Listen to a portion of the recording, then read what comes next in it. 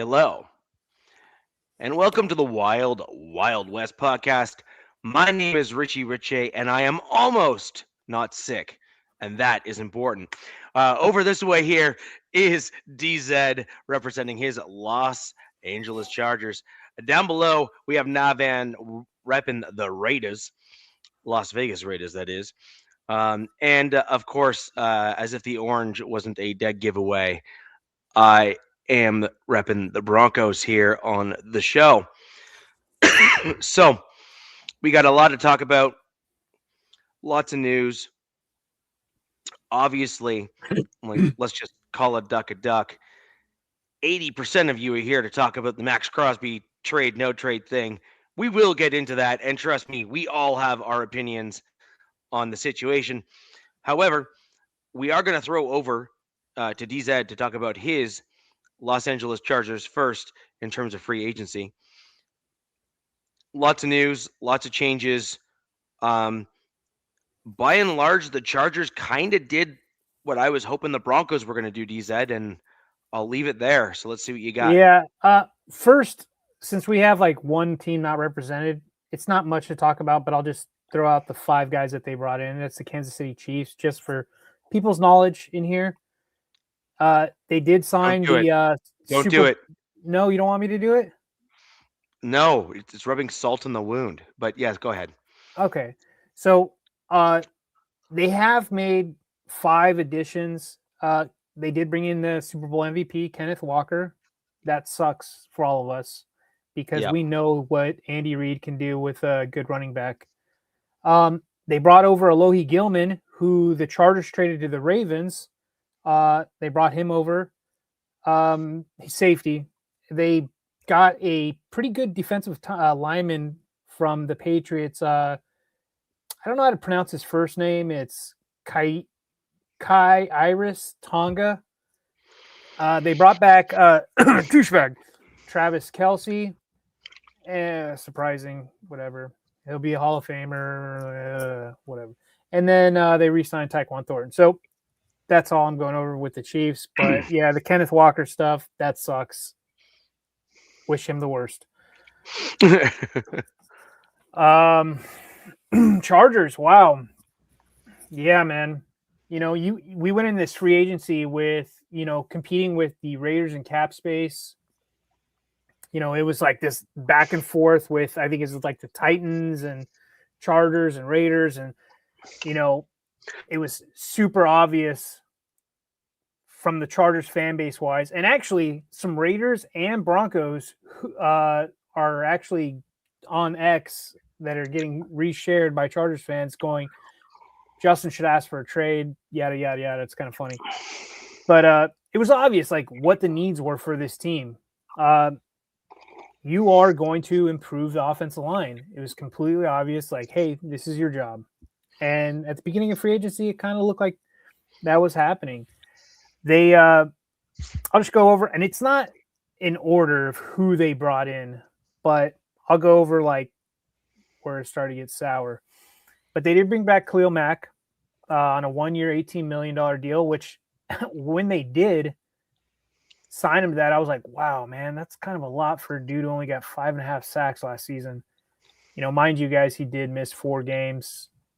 But then I saw what some other edge rushers are getting, and I was like, oh, wow, that's a deal, And then a guy they brought in that wasn't on my radar at all.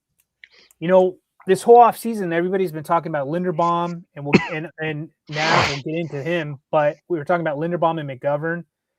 And, the Chargers needed an upgrade at center big time, badly.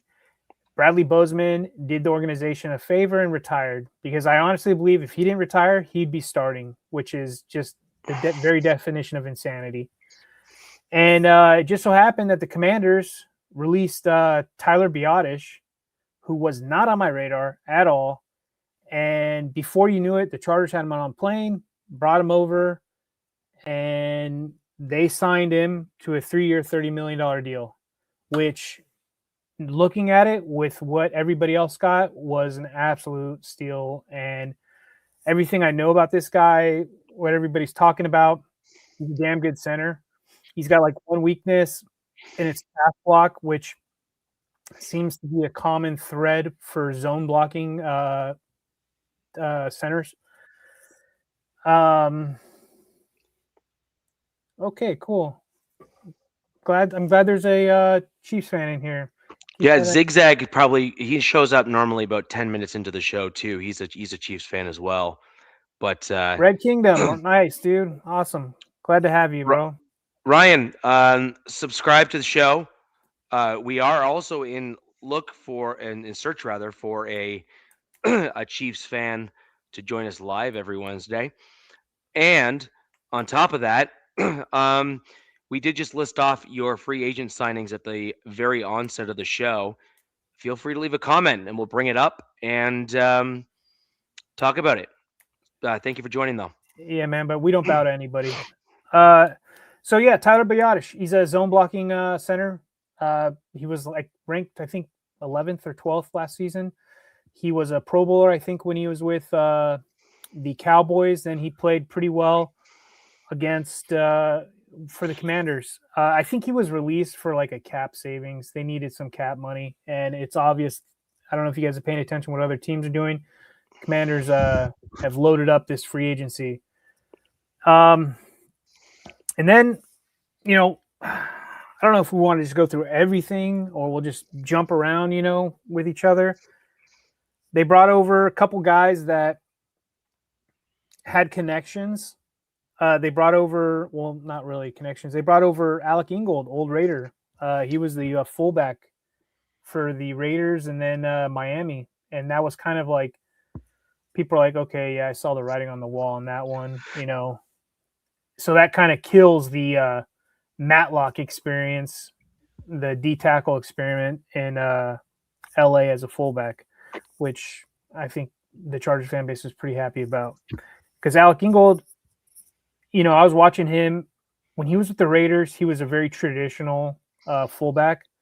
And then when he got to Miami, he was still traditional fullback, but they had him doing a lot of misdirection. And actually, Tua was throwing kind of deep to him, which was surprising. Derek Carr did a little bit, but it didn't seem as much as Tua was doing with him. And then another guy that had connection that he was actually on my radar because the Chargers also needed to address their tight end room was they signed Charlie Kolar, or Kolar, however you say his name. He seems he seems like a funny guy on X and Instagram. Kind of underrated. We needed a Y tight end, and they got him for a 3-year, $24.3 million.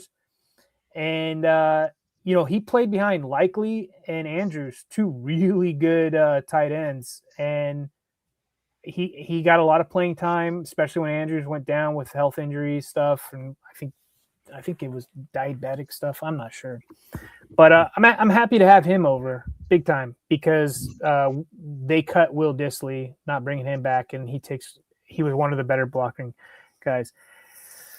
And then while this is going on, it's all fine and well getting these guys, but at the same time, Chargers fans are watching top guards just get plucked left and right throughout free agency. Just bing, bing, bing. And then we lose Zion Johnson to the Browns. And he signs, I don't have the contract details, but he signs a huge contract, goes to the Browns. Good for him. Looks like the Browns are actually building a team, which is surprising. So we lost Zion. So we're like, okay, we have no guards. What are we going to do? We got two tackles. Well, we don't know Slater's thing. And then, oh, wow. $5. $5 holla. I'm cheap. Good. $5 make you holla, boy. Yeah, so, and then they do something that really like just kind of set the fan base into a spiral. They brought over another guy that Mike McDaniel's connected with, and that's Cole Strange, who was their guard on a 2-year, $13 million deal. And at the first, when I noticed, I was like, this guy's name sounds familiar. And I'm like, so I did a quick thing. I'm like, oh, it doesn't seem that bad. Then you start digging into it and you're like, Jesus, Mary and Joseph, like this guy, dude, this guy's just as bad as Mekhi Becton. I mean, yes, he's a scheme fit. And then there's two sides of the coin about him. He was a first round pick. There's a funny clip about him. He was a first round pick by the Patriots. I think he was like the 28th pick, but there's a funny clip of Sean McVay. And what's their GM's name? I forgot. He's a really good GM. And for the Rams, I don't know. The original. You're one. on mute, Nav. Yeah, flavor saver, buddy. Like Les Snead. Snead, there you go. Snead. There's a funny clip of them when Cole Strange got drafted. They look like they were a little like tanked or whatever. And they're like, oh my God, Cole Strange just went. And you guys got to look it up. They're like, we had him pegged in the 4th. So it's pretty much like the Patriots just like dropped the ball. They drafted this dude in the 1st round when he was not a 1st round guy. He actually played really good his rookie year and then had 2 back-to-back injury-riddled years. And I think he tore his patellar tendon like Slater did. And so last year he started 14 games and not the best stats, but he is a willing dude. Like there's clips of him going toe-to-toe with Vita Vea from the Bucks. But so I think they're trying to bank on this dude like 2 years removed from that injury, being a scheme fit. We'll see. But this is sending the fan base online into an effing panic because boom, like you're seeing all these top guys just getting going. And, you know, they kept telling us in this, you know, as the season ended, we got to upgrade the offensive line, yada, yada, all this BS. And what they've done so far has not shown us that outside of Tyler Biadasz at center, which I think the fan base is pretty happy about. You know, I think everybody really wanted Linderbaum or McGovern, but I guess this Biadasz guy is a better fit than McGovern would have been. I'll run through some of these guys. They brought in they brought back Kimani Vidal. They did that exclusive rights tender, that same thing they did with J.K. Dobbins, which is kind of weird. They brought back Jarrett Patterson, another running back. And then they brought back 2 guys that they benched because of poor offensive line play. They ran it back. Like, just they brought back Trey Pipkins and Trevor Penning. Yeah, and I mean Trevor Penning's a fine 6th lineman, spec for jumbo packages, but right now they don't have a left guard, and so now, you know, I go through all the players that they've signed. I've looked at throughout the offensive line room, and you are now forced to go into the draft and grab a guard and grab an edge. You're forced to do that essentially because instead of going into the draft and drafting best player available, you're now drafting at a necessity, which is what you never want to do because you use free agency to fill, you know. But now we've got this Ravens BS in LA, which I was on board at first with, and now they're treating this team like it's a Salvation Army. This is like the Goodwill. Everybody's getting these BS contracts. They're afraid to swing for big players. I mean, we lost Odafe Owe, who we traded for, to the Commanders. I think he signed a huge deal. He's like $100 million deal. Lost Zion Johnson, like I mentioned earlier. We lost St. Juice, cornerback, who the Commanders were telling us was absolute garbage. He was really good for us. I think he went to the Packers. And then we lost our nose tackle, Tito Bonia, which I'm not really too worried about him. He never lived up to his draft thing. But that being said, you know, we brought back, you know, our long snapper, whatever, Dean Leonard, our gunner. We brought back Delshon Phillips, our special teams ace. So now you look around what's left in free agency, and there's really not anybody worth a damn. If you look throughout free agency, what you're like, especially trench wise, sure, there's a few D tackles. I I guess it depends, but offense. I'm just talking O-line or edge. Like the price, it looks like everybody has overpaid for everybody in this free agency almost, and we've got players like there's a fan favorite, Tony Jefferson, our safety. He's on X saying like they wouldn't even offer him guaranteed money, like, and it's just this cheapness with this front office in LA is just it's wearing on the Chargers, especially going into year 3 under this Harbaugh regime. It's like they're running it back with the same guys. I mean, they're banking on McDaniel's offensive scheme to turn this team around, which rightfully so, rightfully no, but you only have 5 picks in the draft. Now, the Chargers still have the second most cap right now. And people are like, what are you doing? What are you sitting on? It's $63,500,000 and yada, yada, right? Still got a lot of money to play with. And you usually go into the season with what? You want to go into the season with what, 15 to 20 mil? You got to save money for. So I don't know, man. It's we actually had an ex-Charger player in one of our streams or one of our spaces. I think it was last night or yesterday. He played with the Steelers as well, and he pretty much said the front office for the Chargers is inept, essentially. And we're like, we can see it. You know, we're seeing with who they're doing, and I don't know. You're seeing what other teams are doing. They're not afraid to spend. They're not afraid to go after getting proven talent. And it's just like a reclamation project in LA. And yeah, but so far, not so good. I don't know. If this show was on yesterday or the day before, I would have been dropping a lot more F-bombs. Or 18 minutes in, we could say we could do it. Mm-hmm. Yeah, but yeah, I'm not too stoked, man. It's there's some players that made sense, and then it's just like, why were you grabbing depth guys first? Like that was your priority, depth dudes. But then you're letting all these big time guys that would come over and help your offensive line. Oh, I'm going to the Ravens game too. I'm gonna Chargers play in Baltimore this year. I'm going to that game. I hope you're yelling. You're yelling. Kill that quarterback, Maxx. Kill him. Well, no, I'm going to the Chargers versus Ravens in Baltimore, and I don't like the Ravens. I never have. Oh.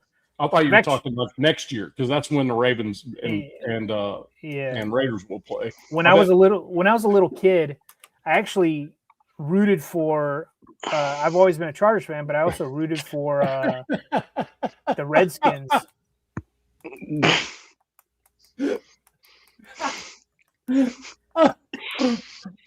It's so funny that Geno ended up back at the Jets, man. Oh, hated being in one of the most storied franchises in NFL history. Hated it, and then went to the team that screwed him up to begin with. Yeah. It's crazy, dude. They screwed up Sam Darnold, and he just won a Super Bowl. I know. Yep. Like, wow. The Jets is a place where you go to die. It's like the Browns for quarterback as well. Downs, that is the one. You just. I think you took my F-bombs away with that. You just made me laugh, and I've not had anything to laugh about for a minute. But that was – I mean, can you put that back up there? Can I actually read that? Breaking news. Geno passed his physical. Jets were fine with cranial rectal inversion syndrome. Holy cow, dude. Those are some terms. Inversion syndrome, cranial rectal inversion syndrome. So basically his bottom half went to his top half and they're okay with it, which because they're the Jets, they are okay with it. It's layman's terms. Ardell says layman's terms means just head up his ass. There we go. That makes sense. There you go. Yeah, man. So not the free agency I envisioned, especially under year 3, going into year 3 with all that money. Totally thought they would have went a little harder in the paint, and guess not. I mean, look, like I said, and we'll kick it over to another team. There is still hope. There is a lot of rumors. Like, here's something else that happened is apparently the Chargers offered Alec Pierce, I think, more money than what he got with the Colts, and he chose to go back to the Colts. Now, what comes into? Are you saying that you felt more comfortable with the Colts? That's fine. You didn't want to play in LA. You didn't want to deal with the taxes. You not want to play with under Jim Harbaugh. Now, there's a lot of crazy theories that are being floated around that are we losing out on prospects due to California taxes, cheap contracts, or Jim Harbaugh did get that C+ grade last year. Are there some players like, hey, I don't want to play for this coach, or who knows? I think there was 2 players. I think it was Alec Pierce. There was another wide receiver supposedly they offered money for, and but we'll never really know. And then some of these guards, what's that Steelers guard? Simaluo? I can't remember. He was a Steelers free agent guard. The Chargers didn't even offer him, and he signed, I think, for like dirt cheap, and he would have been a perfect fit. And we know that because of the ex-Charger player who was in our stream, Brandon Fiocco. Why would Philip? Why would he play Stewart? Just out of nowhere. I mean, look, there with this O-line that they've assembled, Justin Herbert's so effing in love right now with Madison Beer that he's so puppy dog in love that he might just Andrew Luck the thing and just be like, F it, I'm out. I'm going back to my farm in fucking Oregon and gonna raise my pigs. I wouldn't blame him. Let me write that down. We're 23 in, so no. I'm just saying I'm allowed 1 now. All right. So I'm just gonna make marks just in case. He's had like I think 3 surgeries now. This is going into 3 years with this O-line. Now, look, I'm going to talk about the O-line for a second real quick. This is like what's talking me off the wall or, talking me back off the cliff or whatever that saying is. Under this Mike McDaniel scheme, which is from Shanahan, Kyle, maybe his dad, they don't value guards. Guards are not a priority. It's the tackles. They always want an elite left tackle, and then they fill out from there. Because when Mike McDaniel does is he pulls his tackles.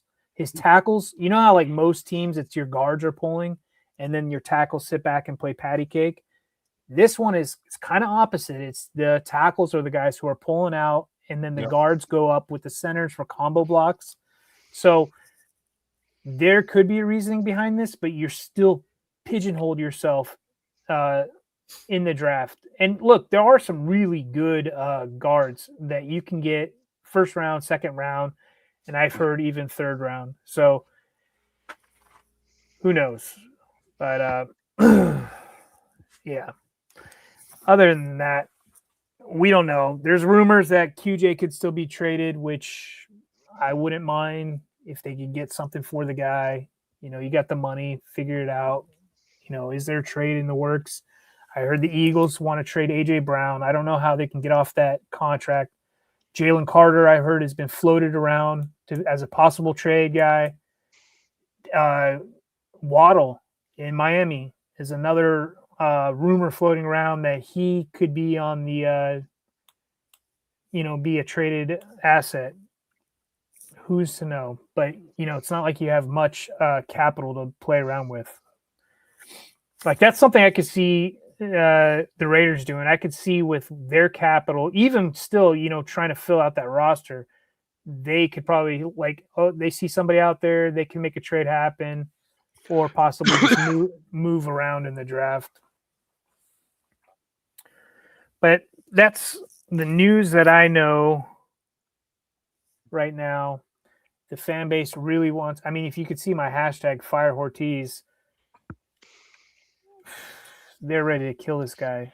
I mean, people are saying if Justin goes to another team, we're done with this team. So we'll see. The honeymoon's over with the Harbaugh regime. It's over, dude. It lasted 2 seasons. It's done. The fan base for the most part wants blood right now, rightfully so. I think that in fairness, you did about 2 or 3 signings that were exactly what your team needed. Yep. That's 2 or 3. That's what I was thinking. And then the rest were, we'll wait and see. And I think that's totally fair. The rest were, Richie, not a effing priority. What you are making the whole, okay, I take that back a little bit. The GM pretty much told the fan base, like, hey, we're going to make it a priority to bring back our guys. So I kind of screwed myself on that. But what you brought back were depth dudes, right? Like you would think once that tampering period or whatever it was, like 2 days ago, whatever you technically call it, you're like, we're going after the big fish. We're going to land ourselves some big fish. We got the money to do it. We can bring in some proven quality effing talent. And they don't. They don't do it. They don't. I mean, outside of Biotish. And effing. I like effing. Effing, you can say effing and it doesn't get you in trouble. Effing. I think it's spelled EFFIN. Yeah. I like your tight end. I like the tight end that you signed. Sure. Yeah, sure. We still need 2 more. There's still need 3 more. Do you guys know anybody who ever goes, frick? Frick. Yeah. Philip Rivers. Yeah, he did use. Yeah. Dag Nabbit. That Nabbit. That was great. That dude's a bomb.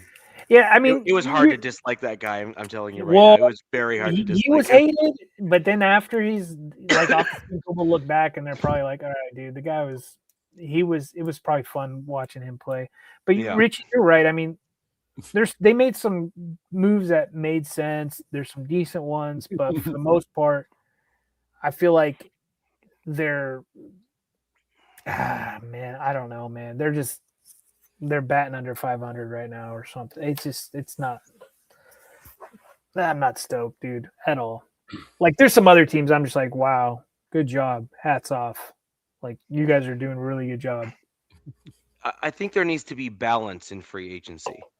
And I think that the teams that go all into free agency and people like, oh my gosh, you won free agency because you signed like every big contract name possible. Most of those teams, looking back 2 years into it, end up in cap hell, and it's like real bad real quick. 2 sides of that coin. You are so right. You are righter than right. But guess what? 2 of the biggest spenders last season. 2 of the biggest off-season spenders. Where were they last year? Patriots and the Seahawks. They were in the Super Bowl. And the Patriots are spending again? Yes, where do they get this? But and this is kind of a big one. Both of those teams were almost exclusively built of young rookies. And then so when they went out and spent big in free agency, they got a bunch of their veterans on those big contracts and whatnot. Mm-hmm. They got those guys to bolster like dudes that were just like, pushing a stroller, basically. They were so young in their roster. And so they needed the yin and the yang, right? Even the Seahawks, like the bulk of their defense, with the exception of 1 or 2 guys now that are coming up to that first big contract kind of thing, most of their team, like a good percentage, are on rookie deals, and they've just hit on all the draft picks. I'll tell you this: I don't know what the Seahawks are doing. They have lost a lot of guys that helped get them to the Super Bowl. Now, the Patriots wise, they were just pure lucky last year, but they were still a decent team. We saw that in the playoffs, and now they're like, okay, we're gonna we're gonna play in the free agency, and so they're making their team even better because they know they're gonna have a tougher schedule going forward, or strength of schedule. But yeah, what do you think of the Broncos defense? I'm a Broncos fan. Okay. Can you put that comment up there, that last comment from David Zahn? Let's talk about this one here first, and I'll bring it up. That's funny. So this is a reasonable transition. A reasonable transition.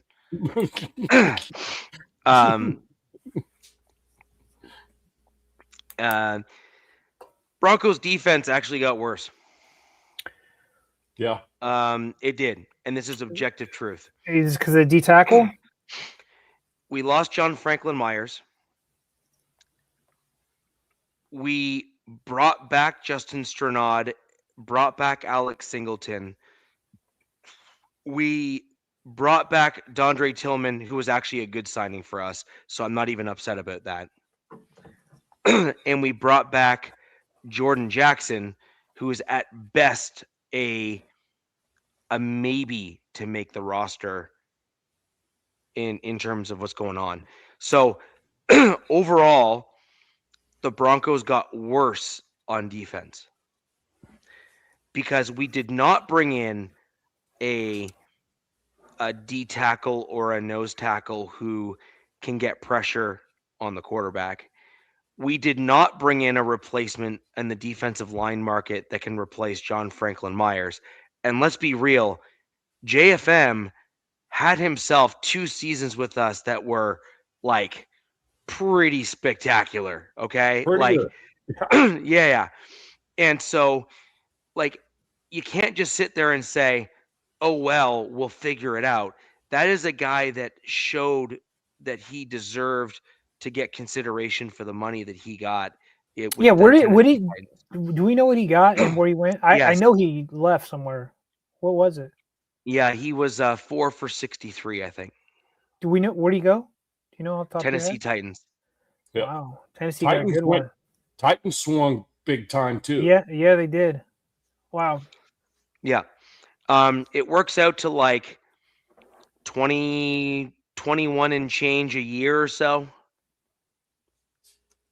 Like his deal works out to like 21 and a half a year in terms of salary. Okay. But again, the dude has like multi-sacks a year. He's getting quarterback pressures. Dude. He's stopping the run. Like he was a like legit player. Interior pass rusher, man. Like he was he's your what's that term I'm going for? But he's like your overall like D tackle. He's not just a run blocker. No. You know what I mean? He's got it all. He's got everything. He ticks the boxes, right? In terms of the D line interior. I was just surprised. I thought you guys had the money to just keep him. We do, except I told everyone on the show last week and on another show in Broncos country, the Broncos were banking on JFM to get the big dollars, and they want the comp pick. Yeah, makes sense. Now, that brings me to my Denver Broncos and the absolute nonsense that we pulled this free agency. So I'm not going to lie. There's a few guys here that I like that we brought back, but I hate the contracts that we brought them back on. So J.K. Dobbins, 2 years, $20 million. Now $8 million is fully guaranteed. So that's actually like not awful per se, But when you look at how that's going to be broken down, you're basically talking 10 mil a year for 2 years, right? Right. And that's problematic. Then you have Alex Singleton. Love the player. Think he plays very well for the team. He is definitely kind of like a coach on the field and like a stabilizing presence in the linebacker I didn't room. hate his contract, but go ahead. I didn't like his contract. Yeah, And the never reason was I a fan. didn't like his contract is he's coming off his injury or surgery. He had an injury last year. Are you He's talking like, about his testicular surgery? yeah, which is, you're losing some testosterone there, and that's not great for a football player. And then he's like 33, 34 years old, something in that range. Yeah. So he's kind of getting to an age where 2 years will put him at like 36. At the end of You the got to contract. think that second year is where they can pull the carpet from him. You know what I mean? Pull the rug out.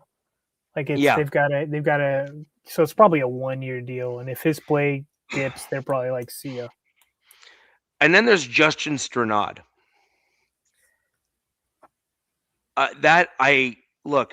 There is a ton of analysts in Broncos country that love that guy. I just don't see it. I know you're not a fan. The problem I have with Justin Strnad is that he's sort of full of himself when you hear him interviewed. And this play on the field didn't really match the interview that you see off the field. If that kind of makes sense. And then in addition to that, he struggles, and I mean legit struggles in the run. And he's more coverage guy, is what you're saying? He's a faster twitch style linebacker. He's got some mobility to him. He's great on special teams. I will absolutely give him that. The dude is a special teams ace. But at the end of the day, when you pay a dude $19 million on a 3-year deal, you intend to keep him for a while, that sort of thing. You got to do better against the run. You're a linebacker. That's kind of your deal. And maybe they're banking on something with him, Richie. Look, he's the one dude that I am like hoping I'm wrong. Yeah. Like I would actually, if at the end of next year he like completely proves everything I just said wrong, I'm like, that is amazing. I couldn't be happier that I was so mistaken. But the problem is he's been on the team for since a rookie, basically, and hasn't proven me wrong yet. So that's a problem. And then we brought back, and this is the one that there's a few 4-letter words. Adam Troutman brought back at the tight end position, one of the areas of need for my Denver Broncos, on a 3-year, $17 million contract with $9.5 million guaranteed, with a maximum value with some escalators of $18.5 million. Dude, 3-year, what? That's the weirdest freaking contract money wise, like time wise and money. That's like a 1-year or 2-year deal at most. Yeah. And you would think, I don't think you guys are out of it yet because there's still tight ends left. There's some really good tight ends left. So I think Broncos country should be like fingers crossed, hoping that they're still trying to bring somebody over. Oh, but wait, there's more. Today it was just announced that the Denver Broncos re-signed Lucas Krull, tight end. Oh, Last year, he was hurt for the entire year except for 2 games. I think his total production last year was like 3 catches for 10 yards. So he's just that blocking. He's just your extra guy, your extra lineman. Except he's not even a great blocker. His whole shtick was that he had the upside of being a pass-catching tight end that could have some blocking upside. He turned out to be a crappy blocking tight end couldn't actually catch the ball all that well. And yet we brought him back. And that was really the problem. Like that, like the Lucas Kroll and Troutman at tight end position was really like the thing that I think drove it home really for most Broncos fans, which was like, what are you doing? Like actually, what are you doing? Because it's not like Troutman's a good player, but he's not great. Kroll is not a great player. Right. Were they special teamers at all? That's another thing you got to ask. Yeah, I think Troutman is a special teams guy. Not Kroll or Kroll or whatever you say, whatever his name is. Kroll has been, but he's not someone that I'd be like. Usually, Richie, when I like go like what WTF, and then you look into him and you're like, oh, that's like I said WTF on one guy, and I'm like, what the hell? And then I go, oh yeah, he's a really good special teamer. So I go, okay, there you go. And then we brought back Palcho. Which honestly was actually, I think, one of my like low key one of my favorite signings that we brought back in the offseason here. He would have got snatched up. He is one hell of a football player. Yeah. He stepped in and can play. He can step in and play every position across the offensive line and has at a starting caliber role, I might add. And Broncos country doesn't realize or remember, I don't think, he stepped in for McGlinchey and we got better in the run game. And McGlinchey's known as a run blocking right tackle, right? Like that's been his shtick. Right. And Palcho was a better run blocker than McGlinchey was. So I think Palcho is being brought back to kind of prove it. And I think it'll be a really interesting thing. I'd like to see if he can continue to progress the way he has. I'd like to bring him back on like a 3-year proper extension sort of thing. And then we brought back Sam Ellinger on a 1-year deal. His terms have not been disclosed. QB, right? QB, which brings me to my expectation is either draft day or come free agent. I actually think that Stidham's going to be traded. I think there's going to be a team that's going to need a starting caliber quarterback.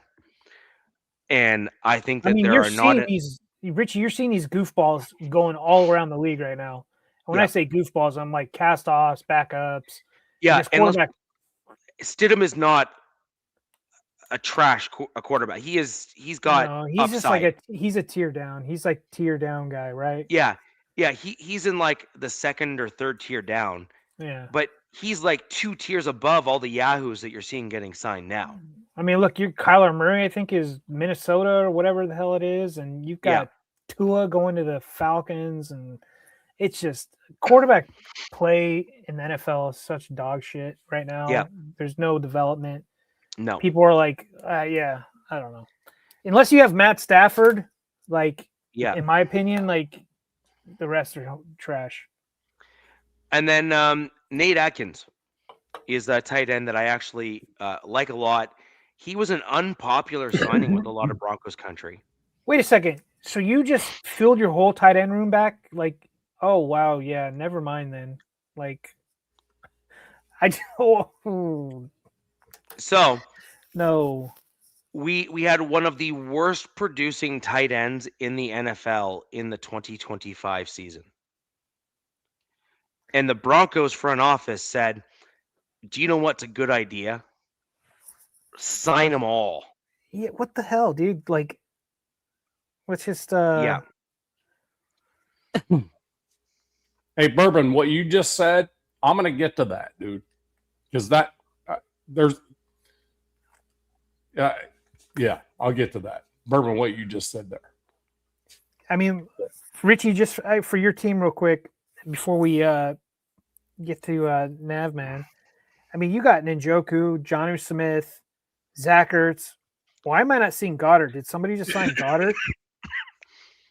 Did Goddard just get signed? Oh, man. Really? He was on top of this list just like before our show kicked off. I mean, there's still some guys. I mean, then it gets to really shitty guys. But like I said, there's still some guys at the top that would. Spotrac doesn't have it listed yet, but I mean.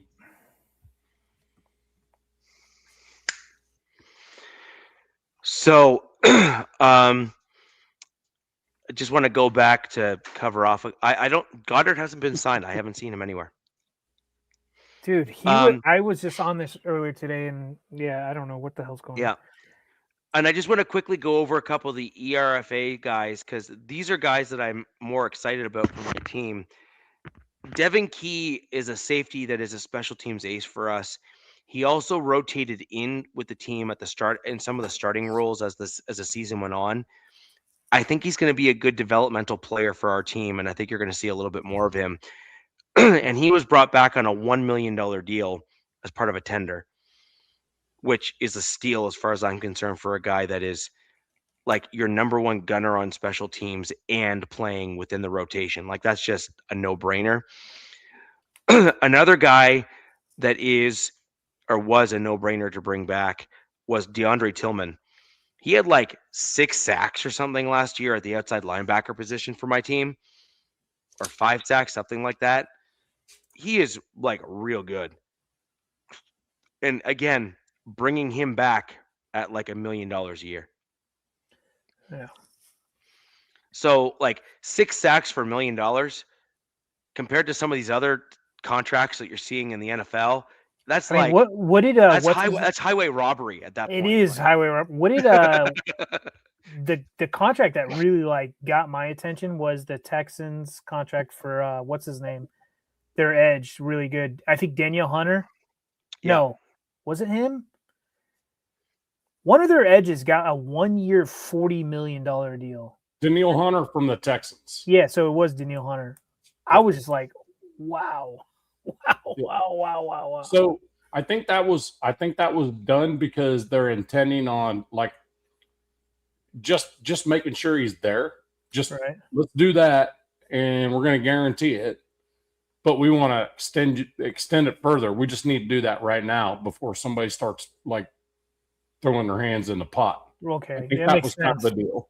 That is just so much for 1 year. That's great. That's QB money almost. I mean, Yeah, but I'm pretty sure they'll just kind of go, okay, so here's what we're going to do is restructure it. We're going to make it a 3-year deal. yeah, You know what I mean? And go that way. that makes sense. But just a few other quick things on this. We did not address the running back position in any meaningful way with a new running back that was available in free agency. We did not address the tight end position that desperately needs a little extra in the We need room, a- like I've been talking about. We did not address the defensive line, which not only did we not actually add to the room, we lost guys from the room in free agency. And just overall, I actually think that some of the signings were good. Like, I like Singleton being brought back. I just don't like the deal he was brought back on.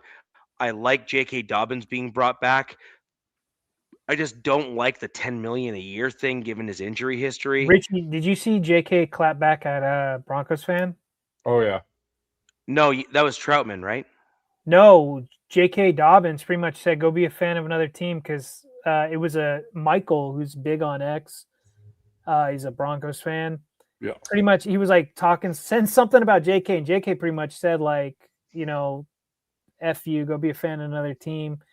You know, that my injury year was a fluke. But then it's not been a fluke. He's been injured like every damn year. But it's pretty funny to see. I'm liking that players are becoming more active and clapping back at fans. I think it's great. Yeah, well, I mean, my clap back to JK is to say you've literally been injured every single year you've been in the league. So you can take your comment, shove it up your ass. I was extremely surprised by the Broncos, Richie, that, you know, we saw Walker go to our rivals, right? Go to KC. I was like, damn, because I had him pegged going to you. And by the way, I want JK back on my team. Oh, yeah, I love him as a player. He's a fantastic locker room guy. He's a fantastic running back. But my issue is that I actually think JK is best suited as that closer in the game.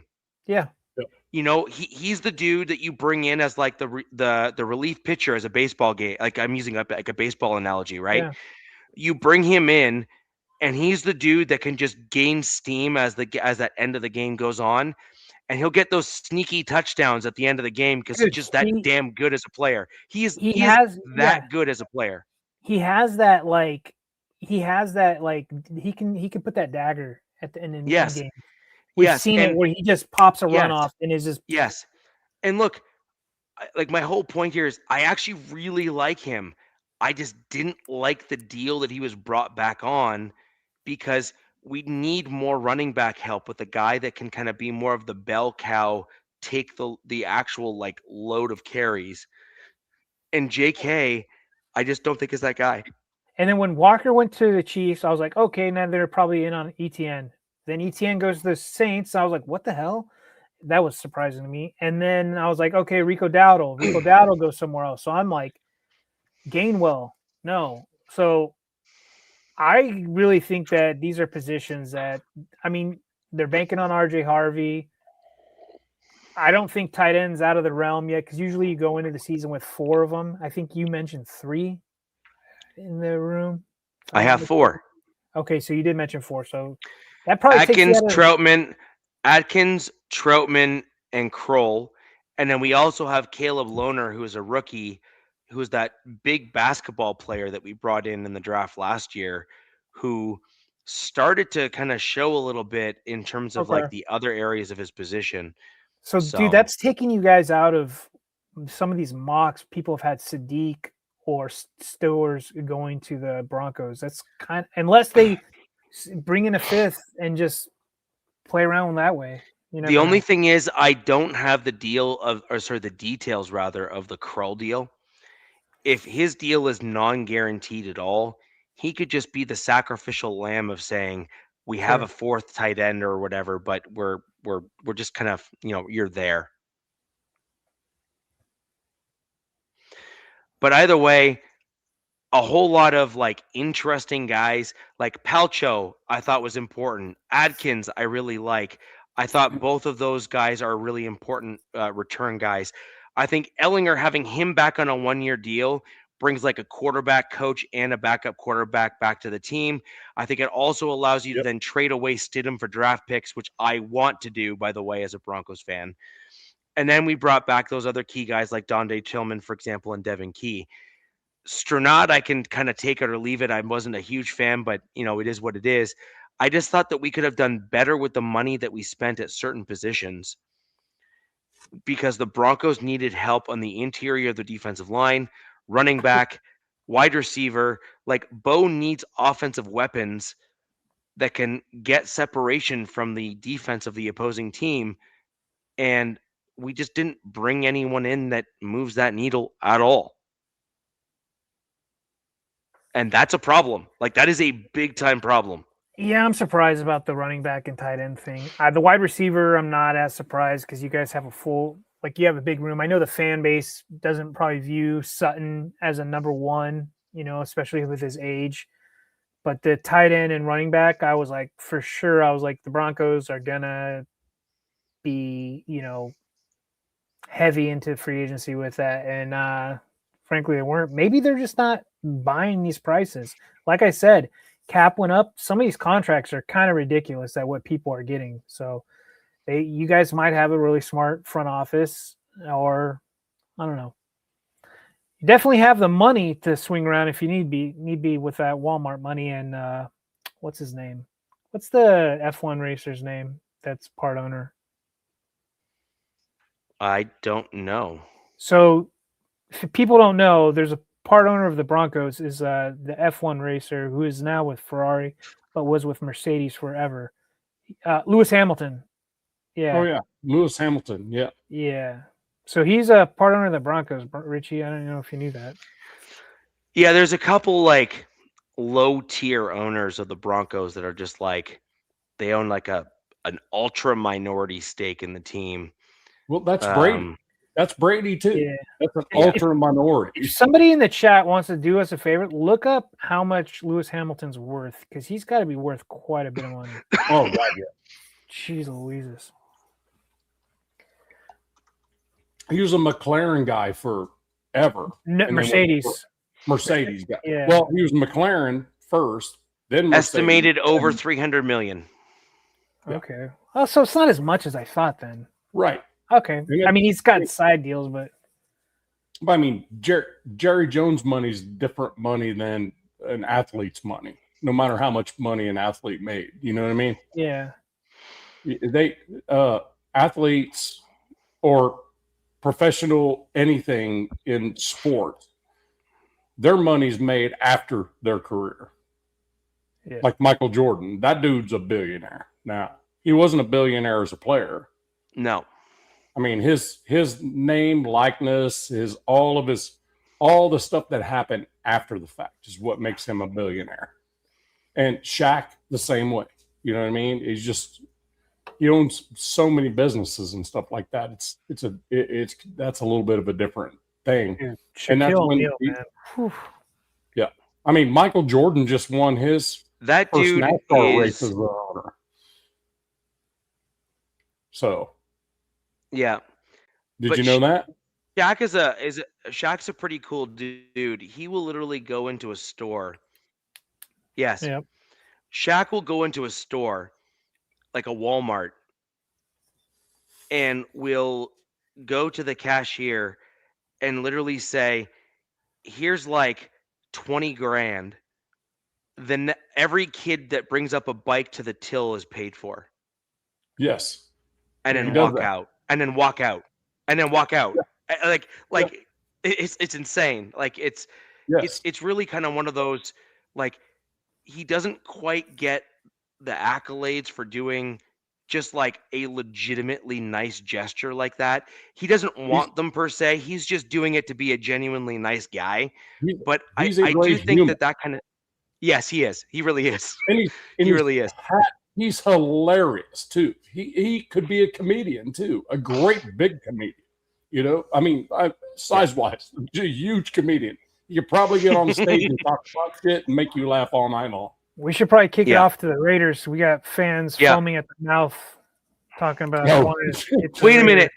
I don't understand. There was no real news about the Raiders. Like, what's the matter?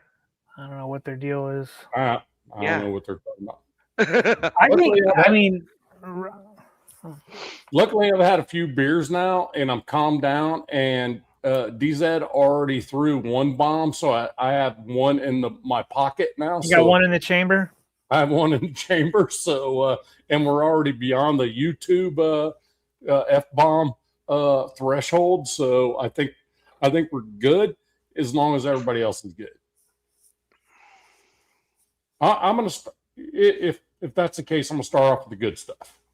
Let's do the good stuff. Is absolutely killed it in free agency, knowing what our defense is going to look like, what the defense is supposed to be, and that type of stuff. Absolutely killed it. But first, I want to recognize all the Raider fans in here.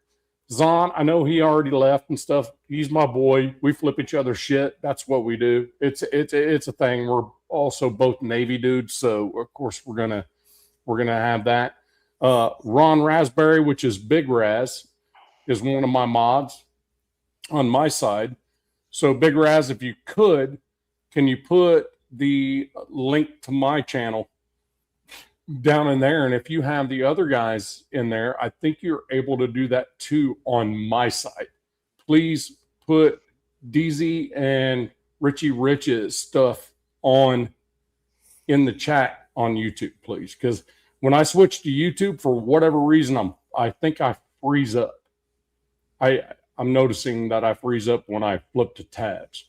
You do. I'm trying to figure out what that problem is. So that's why I have to use this, because it's kind of like, why is that happening? I've asked them why. Nav converted to the old school tab, and he went to Post-its. That's what happens when you're about to turn 55. Oh, by the way, on Saturday. Ooh, happy birthday, early birthday, man. And my daughter will be here on Saturday for the birthday Raiders extravaganza. So just so you guys know, on Saturday. You guys, I got a feeling you're getting a piñata, and it's going to be a Raven piñata. I don't know what my daughter has planned for that, but that would be smart. She Somebody get a hold of his daughter.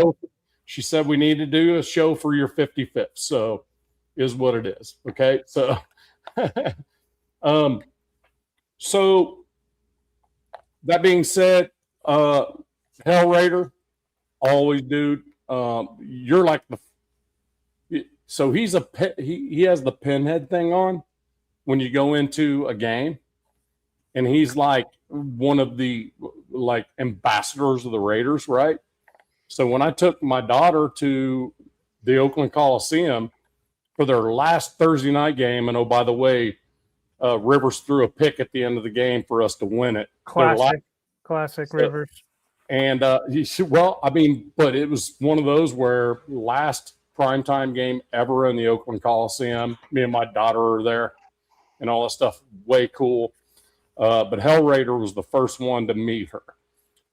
She was like, I didn't even know that these people existed.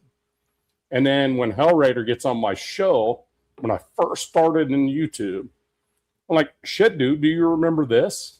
He goes, yeah, I remember that. What was her name? I can't, starts with a C, it was like SH or something like that. I'm like, yeah, Cheyenne. And then no kidding, on my show, they actually were able to meet and stuff. She thought that was very, very cool. So anyway, my daughters are not young, so they're 31 and 33. So they're at that time, my daughter was definitely able to drink legally. So let's make that clear. But Hell Raider is one of those. LA Crash Dog, he's a retired Marine, and he does a lot of stuff for what's saberwarrior.org. Saberwarrior.org. Think about that for a moment. They take care of everything. The admin costs and all that crap are nothing.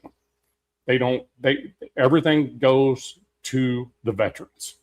So if you're thinking about what's a worthy cause, saberwarrior.org is a great one. Gunny, I know you're a mod on here. You can put that link down in the chat. Do it all day long. Okay. Like I said, then there's Taino. He's a great dude. Kenny is a dude I chat with all the time. He's a great dude. Let's see. Go back to Bourbon.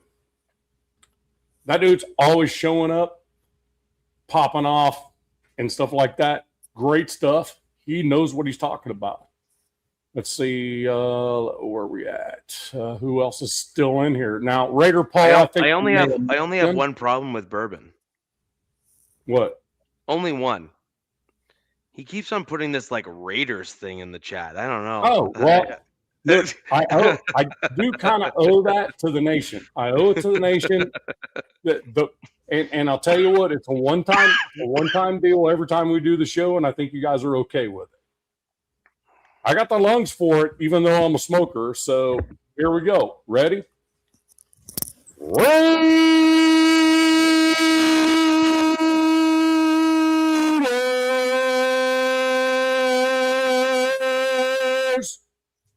right. So there we go. We got that out the way. All right. So I think Raiders Act. Forgot about Raiders Act. Raiders Act's in there as well. All right. So here's the good stuff. Let me tell you something. I was all over, let's get Devin Lloyd. Let's get Devin Lloyd. You know what I mean? We're talking about linebackers are going to be a huge priority. No. We got Quay Walker, Nakobe Dean. Those two are worth way more than one Devin Lloyd. I'm just saying. We got the green dot. We got the covered. We definitely got that. The only one we signed today, I think, actually, of all the free agents, as coming into the show, I haven't been able to look into it. Taron Johnson is a signing that's huge because we needed a nickel or free safety for a long damn time. That's the guy you guys traded for, right, Neff? What's that? That's the guy you guys traded for? Yes. Okay. But we got him. And we didn't overspend for him either. No. I mean, that right there is a big deal. That free safety, especially in a 3-4, that they've come out and said that's what we're running. So, Kwity Paye, okay, it's depth on the D line, which is good because you're only going to have 3 in there, right? Genuinely. Yep. But I'll tell you what, the sneaky one is the wide receiver Naylor. That was my favorite pick. That was my favorite addition from you guys. No, linebacker for me was the favorite part, but this is the sneaky one. Well, I think linebacker is going to be great for you guys because you're going to pair those two with some young rooks, which is going to be super valuable. And we re-signed Malcolm Kuntz, which I think would be a better pass rusher off the offensive linebacker or the outside linebacker position because he doesn't have to worry about get off at that point. You know what I mean? He can read and react. Yeah, I think he's a read and react guy better than he is a get off guy. Jalen Naylor, I was like, damn, that was a solid move. I mean, you look at Addison and Jefferson, he's not going to be the featured dude. But he's got everything they have. Yeah. He's got the speed, he's got the hands, he only dropped 3 passes all year. He's great, man. He's great. I mean, damn. That's a good get. Really good get. To me, that was a good one. Okay. I'm not going to go too deep into the rest of the stuff. I mean, Matt Gay is a kicker. We freaking bounce DC, the other DC. That DC surprised me. Is it because DC had like a poor year last year? In his head for the last 2 years. Okay. This is critical shit. Yeah. You know what I mean? It's just kind of like, look, we're not going to pay you. He was so solid for you guys for a good amount of time, and then he was. But it was one of those where it's like kicker's not really our concern. We just don't need to pay this fucking guy. Yeah, that's true. Because he's going to command $8 million paycheck for a kicker. I mean, there's no reason to do that. So Matt Gay, I mean, he's not really proven anymore either. But shit, we can 7th round pick up somebody out of college. That's not a concern of mine. One of the biggest signings we had was keeping Eric Stokes. Eric Stokes was the only dude in the back end of that defense that was actually playing in his position and actually freaking was the cornerback 1. And you were right about it. That was your guy that you wanted. I was like, gotta keep that dude. Yeah. Got to keep him. Kuntz was a little bit weird, but once I realized that we were going to a 3-4, I thought, okay, well, Kuntz is valuable at this point. So we did him. We gave him a 1 year 11. That's just prove it to us that you can do it as an offensive line or outside linebacker and be done with it, right? Now.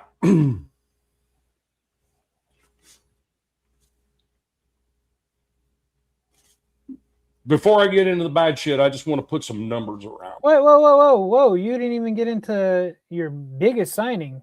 Oh, Linderbaum, that's not even worth talking about. That was necessary and required. I mean, that was a huge signing. Necessary and required. Right. And I was going to mention that as I rolled into the bad stuff. Okay, because he was the bell of the ball, essentially, in free agency. No question. And I think everybody thought that Linderbaum was definitely coming there. So he's a young dude, and that's my biggest thing about everything we've done. We brought in nothing but young talent. Yeah. Proven young talent. That to me, if you're rebuilding, it's got to be proven young talent. You know what I like, Nev? You guys, I was like paying attention to where the players that you guys grabbed. I was watching from what teams they were from. Like they all, for the most part, came from really good organizations. Well, yeah, Nakobe Dean, Philly. Yeah. Quay Walker, Packers. Yeah, I mean, come on, man. Linderbaum from the Ravens. I know that's sour now, but I mean, you're coming from teams that are used to winning, essentially. Right. So you're bringing in a different type of mentality. So before I went into Linderbaum, I wanted to mention something about the Chiefs, though, since we did do that, right? Okay. They just got rid of probably 2 of the best corners. Oh, yeah. What in the league. Yeah. To the Rams. And hot take, Rams are my Super Bowl champions next year. I mean, that's the obvious pick right now. Because of that. That they had no weakness other than their secondary. Yes. Now that team is completely filled. I mean, was it Watson and McDuffie? I mean, for crying out loud, you got them both. And then you just saw what Seattle did. Like, Seattle was my bet to go back-to-back until they just said, see you later to a bunch of guys.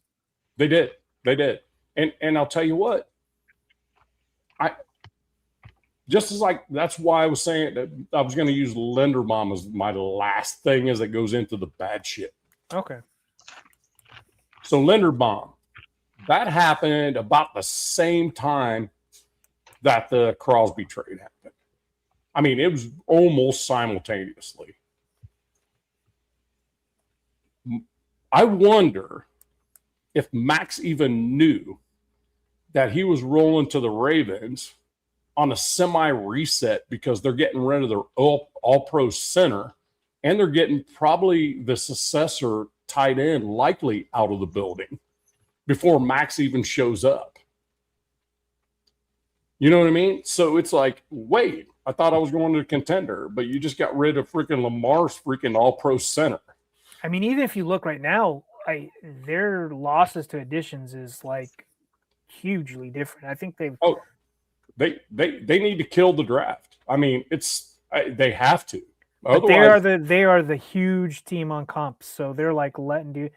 I mean, who knows, dude? I don't know. Whatever. So that brings me to the bad shit. I got no problems with Maxx being a Raider still. None. Here's what I have a problem with. What I have a problem with is when professionals make agreements that force gentleman's handshake, whatever you want to do. That force other chains of reaction. When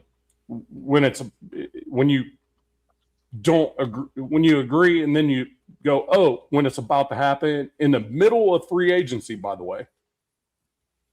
What I don't agree with is someone reneging on the deal. That I don't agree with at all. You've made that agreement between two GMs, two head coaches. You've made that agreement. And like I said in our text, Nav, this was no secret. There was no secret about this. Every effing team knew he had a cleanup done on his knee, right? So this was some. And the cleanup, if they went to do a cleanup, they said it was a cleanup, then it was a torn meniscus. Okay, so they fixed his meniscus, right? Well, but that went from 4 weeks to 4 months. And there's plenty of time. And right, but that's the reason the Raiders said it. Because he was told, dude, you're not going to be worth the damn or even be able to play at the beginning of the season next year. This was some Bush League buyer's remorse from the Ravens. I completely agree with you. But it could have happened either way. Maxx gets there. He's with his family. Right, yep. And the Ravens are talking to freaking Hendrickson on the freaking phone as he's there. In the building. And off he goes. Yeah. So I'm going to tell you what. These Ravens, what they've done is absolutely killed their reputation throughout the NFL and with GMs. When you have Tom Brady as a minority owner and he's just freaking screaming from the rooftops. I'm sure he's screaming from the rooftops. Nobody can trust this freaking dude DaCosta. Nobody. And the thing is, it's crazy. He was known to being a really good GM. And now he does this, and it's like, I don't know, dude. You're burning bridges with potentially with the Raiders and maybe some other teams now. Let's not discount. Let's not discount this though. Maxx gets there, realizes Likely's gone, Linderbaum's gone. Maybe Maxx said, "Dude, really? You didn't tell me that was going to happen." Right. Yeah. And he just goes, "Fail me on the physical because I'm not doing it." Or he called Spytech and said, "Hey, dude, I'm on my way home. That ain't happening." Did you hear that goofy stuff where they like tried to have him touch his toes? I mean, how can you? I'm like, they're like, he couldn't touch his toes. Like, what? Who cares? I don't know where that came from, but I did see that. I'm like, I'm healthy and I can't touch my toes. Huh? Dude, I gotta like stretch a minute to get down. I'm like, all right, there we go. Yeah, and Like, you don't No. have a meniscus. I am healthy and I cannot touch my toes. I have never been able to touch my toes. Right. That's a flexibility.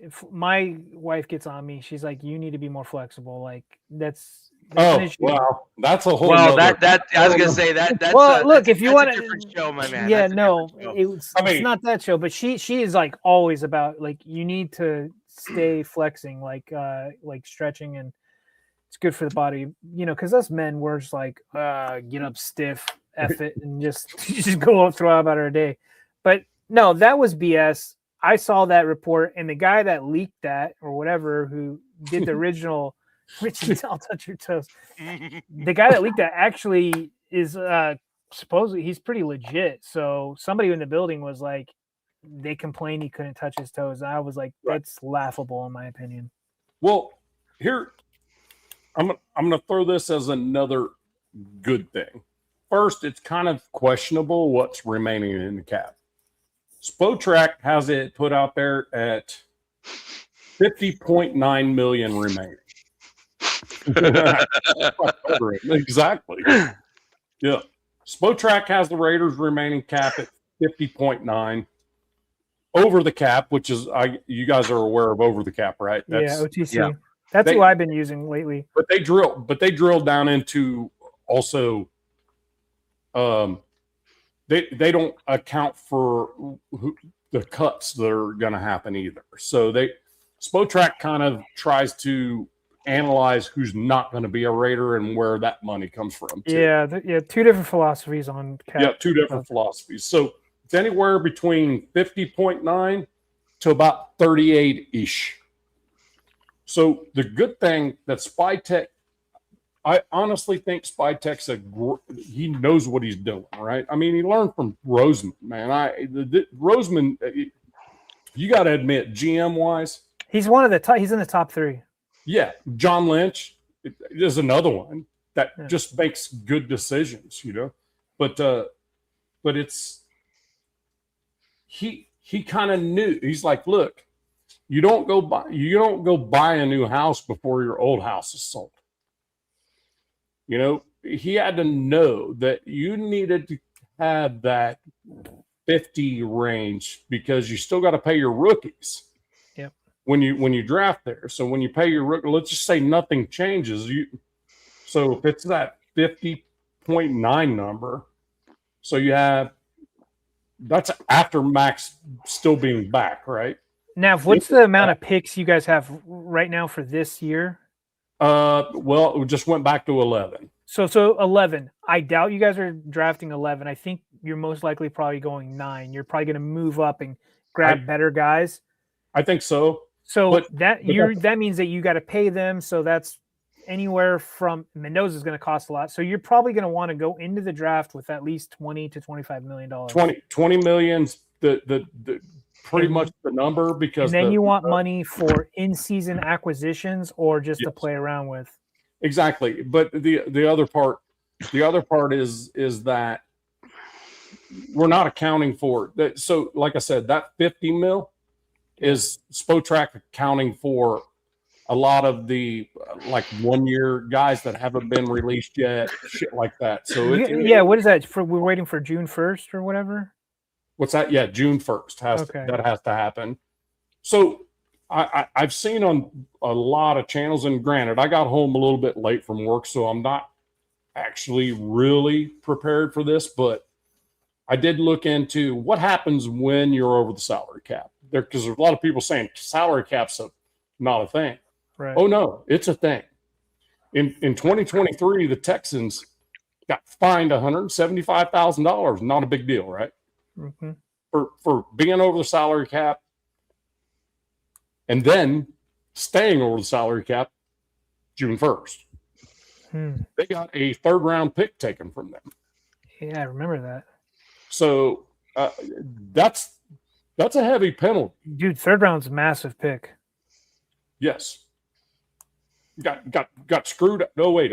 No. So teams are we're to get cap to get Cap, because these owners, some owners, the money thing, they're like, I don't care, like it's whatever. Not, it's chump change to me. Basketball, it's a luxury tax. You don't lose draft picks. But in the NFL, you do. But to lose Cap, I mean, not to lose Cap, but to lose draft picks, that's huge. That's I'm pretty sure the front office of the Raiders, when Maxx came back in the building, they went, how about this? Let's restructure you. Let's do this year at a lower number, but fully guaranteed. And then we'll push you out another 3 with 4 guaranteed money. And that'll bring the cap down a little bit. And we'll see what happens. Yeah. You know what I mean? Yeah. Because I always said, you guys, you can roll back videos on this show. I said Maxx Crosby is not worth 2 first-round picks after that knee injury. He's more worth money in the middle of the season when the Raiders are rebuilding, and say the Rams go, all I need is a pass rusher. That's all I need is an edge rusher. I was actually saying that, and I was kind of piggybacking off of what you said. I think you said that last week or maybe 2 weeks ago. I mean, look, there's a very good possibility that the Raiders could have a really decent season this year. I mean, they very well could with who you guys have brought in and who you're about to bring in. And you've got some really good coaching staff. We'll see. That being said, like, look, if the writing's on the wall come mid-season and they're like, okay, this isn't going so hot, and Maxx Crosby's knees ready to rock and roll, because that's probably around the time it's going to be ready to rock and roll, then that's where you recoup some draft capital and, and send him on his way and say, hey, man, thanks a lot. You're a Raider. You are the embodiment of a Raider, and we love you, and see you later, dude, and we wish you luck. And he goes to the damn Rams or something and competes for a Super Bowl. So to round this out right quick, and then I'll take any questions you guys want to ask, and I may or may not have the answer to them. But here's my I'm going to use my F-bomb right now. Here is my go fuck yourself to the Ravens. You do not get rid of your all-pro center and a tight end that's probably going to be a Pro Bowler when the freaking old-ass dude freaking finally... Isaiah Likely? Yeah. Andrews, right? You do not do that and then bring him into the building and then have the conversation with another pass rusher and then try to tell me you're trying to bring them both when you don't have the money to do it. Dude, then hold on. Yeah. Let me finish. Go ahead.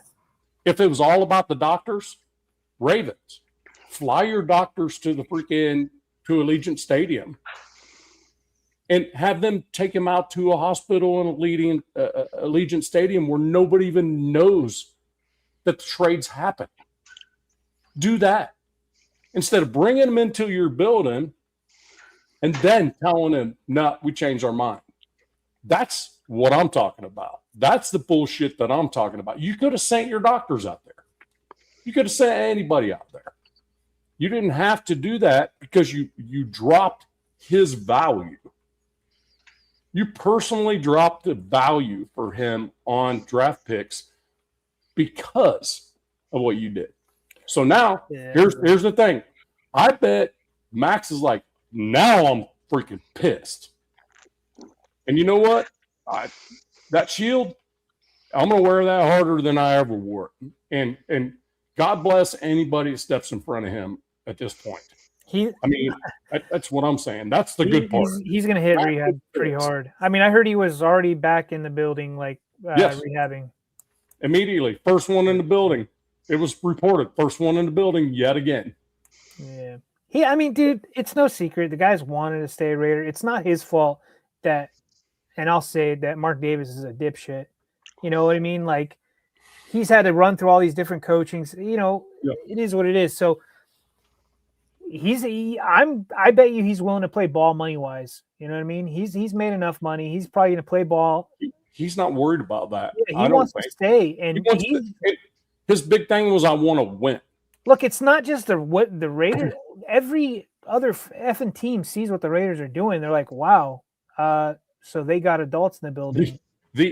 So what tells me that the Raiders are highly pissed off at the Ravens. Their response was the Ravens backed out of the trade. Oh, no further comment. Yeah, that post, and then everybody that tells me that Spytek's like, dude, I'm never going to deal with you again, ever, no matter what you. I made a spoof one of those, like saying something about our GM, like, "Hey, we've backed out of the hiring of Joe Ortiz. No further comment." I'm like, get this asshole out of LA. But going to the Ravens. Dude, they've been bitching and complaining about getting Lamar weapons, right? Because they have Derrick Henry, Zay Flowers, Andrews. They had Likely. Derrick Henry, what, 32, 33 years old? Right. And then they keep taking things away from him, right? And now they're going to be still bitching again. I don't know what their draft capital is, so they. Who's their number one receiver right now? Zay Flowers? Yeah, Zay. I mean, come on, bro. He's a high end two. He's like a borderline one. But I'm just saying, he is a Cortland Sutton. Bingo. He is a Cortland Sutton. There you go. But he's not a T. Higgins. No, he's not that high. No, he's like the highest end two. Could be a one. Like he could be a one anywhere else. Essentially. And then you think about that. Then what did the Bengals do? They made themselves worse. Yeah, I'm not sure what I know they've added some defense. They need to get their defense going. But I'm just saying, like, that AFC North is going to be a shit show. I like what the Steelers did. I just don't know who their quarterback's going to be. Right. Either Rodgers isn't going to do that. I like that they have DK and Michael Pittman there. That's a pretty good duo. That's pretty good. But damn. When the Steelers let go of Tomlin, Rodgers will not go back there now. The only reason why Rodgers went to the Steelers in the first place is because he had mad respect for Tomlin. Like it was just like I will play for you. I will for sure. It's because it's him, not because of the franchise, not because of the GM, not because of the owner, because of Tomlin. And I thought like, oh, there's a chance that he can go to the Colts, but then the Colts are like just worked out that deal with Daniels or not Daniels, whatever his name. Daniel Jones. Daniel Jones, Indiana Jones. So where he goes, and get this, they also said maybe if Daniel Jones isn't ready, maybe this is an opportunity for Anthony Richardson to actually get a little bit of play time. I think they released him. Did they? They didn't release Richardson. AR? Yeah. Did they really? To who? They just let him go. They just let him go. I don't think anybody's going to pick him up. Whoever picks him up, it's probably going to be like, look, dude, you're not a quarterback. You're going to play something else. You're going to be like a weapon. You're Taysom Hill. That's exactly it. You're the Taysom Hill of the NFL. Get him to Sean Payton. Have Sean Payton work with him. Denver, Richie, that would be a hell of a pickup, I think, if the Broncos were like, all right, let's see what we can do with this kid. And because he's a freak athlete, He's tight inside too. Actually, I mean, I get you. The thing about it is with the Raiders, overall, I'm happy about everything that the front office has done. You should be thrilled, man. Oh yeah, I'm very happy with it because look, I don't think anybody in the building's thinking Super Bowl.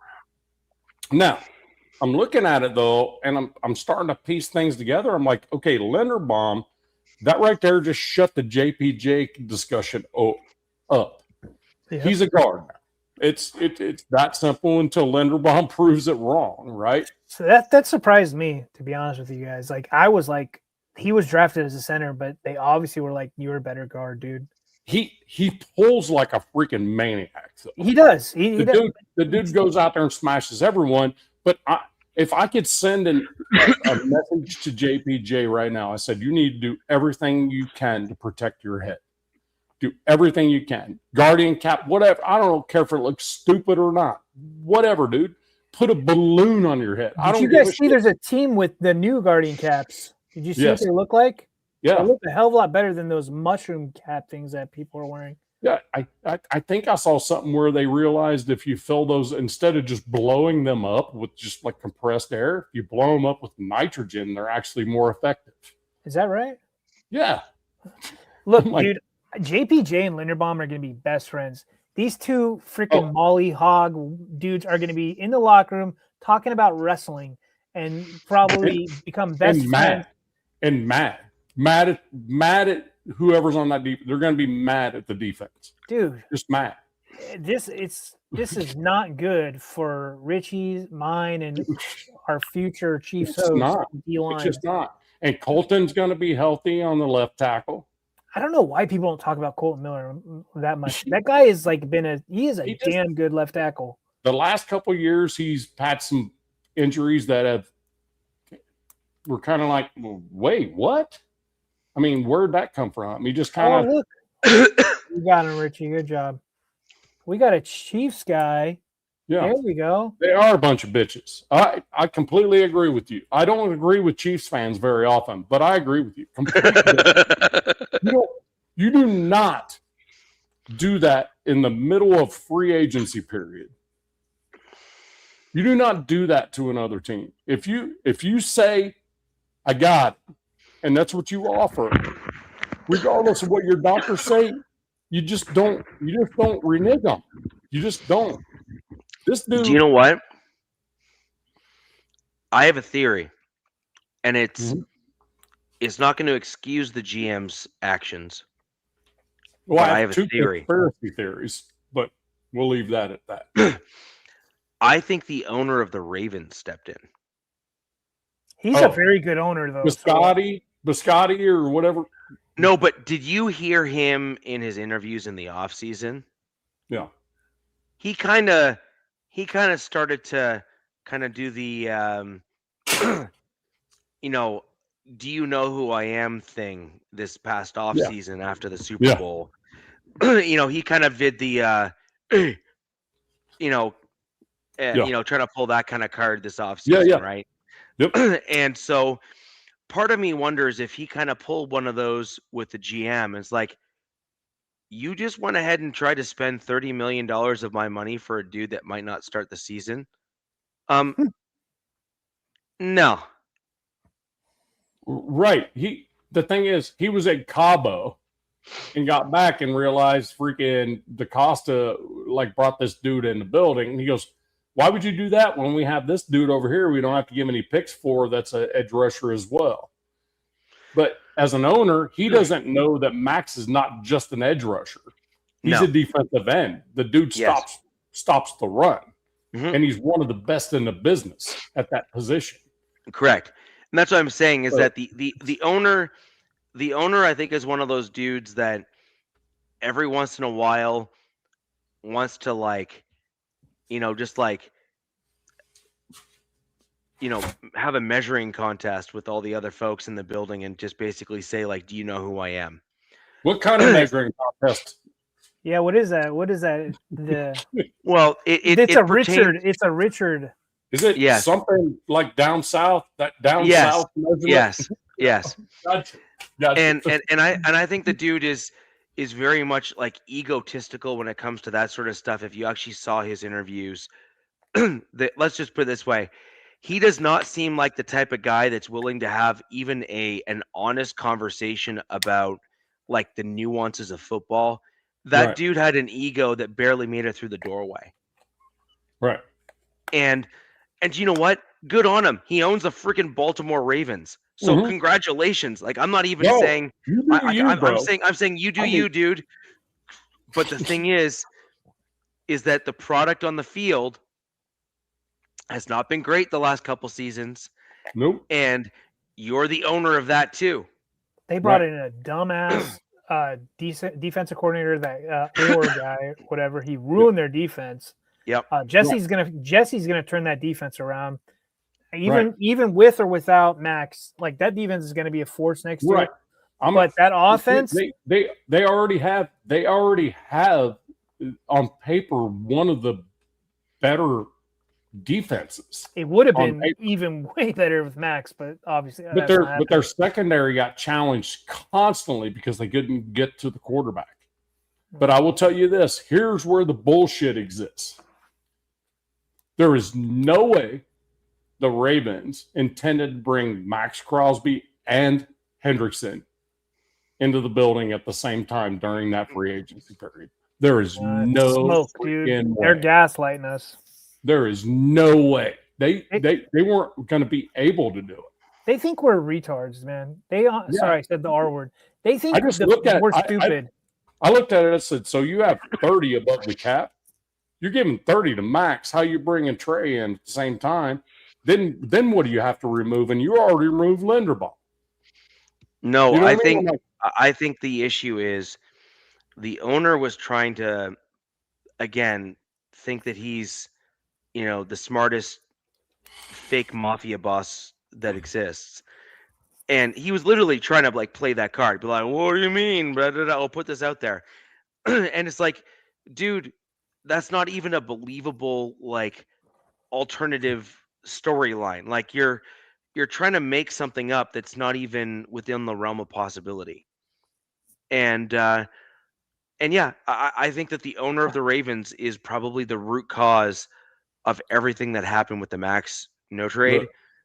And look at what the GM said.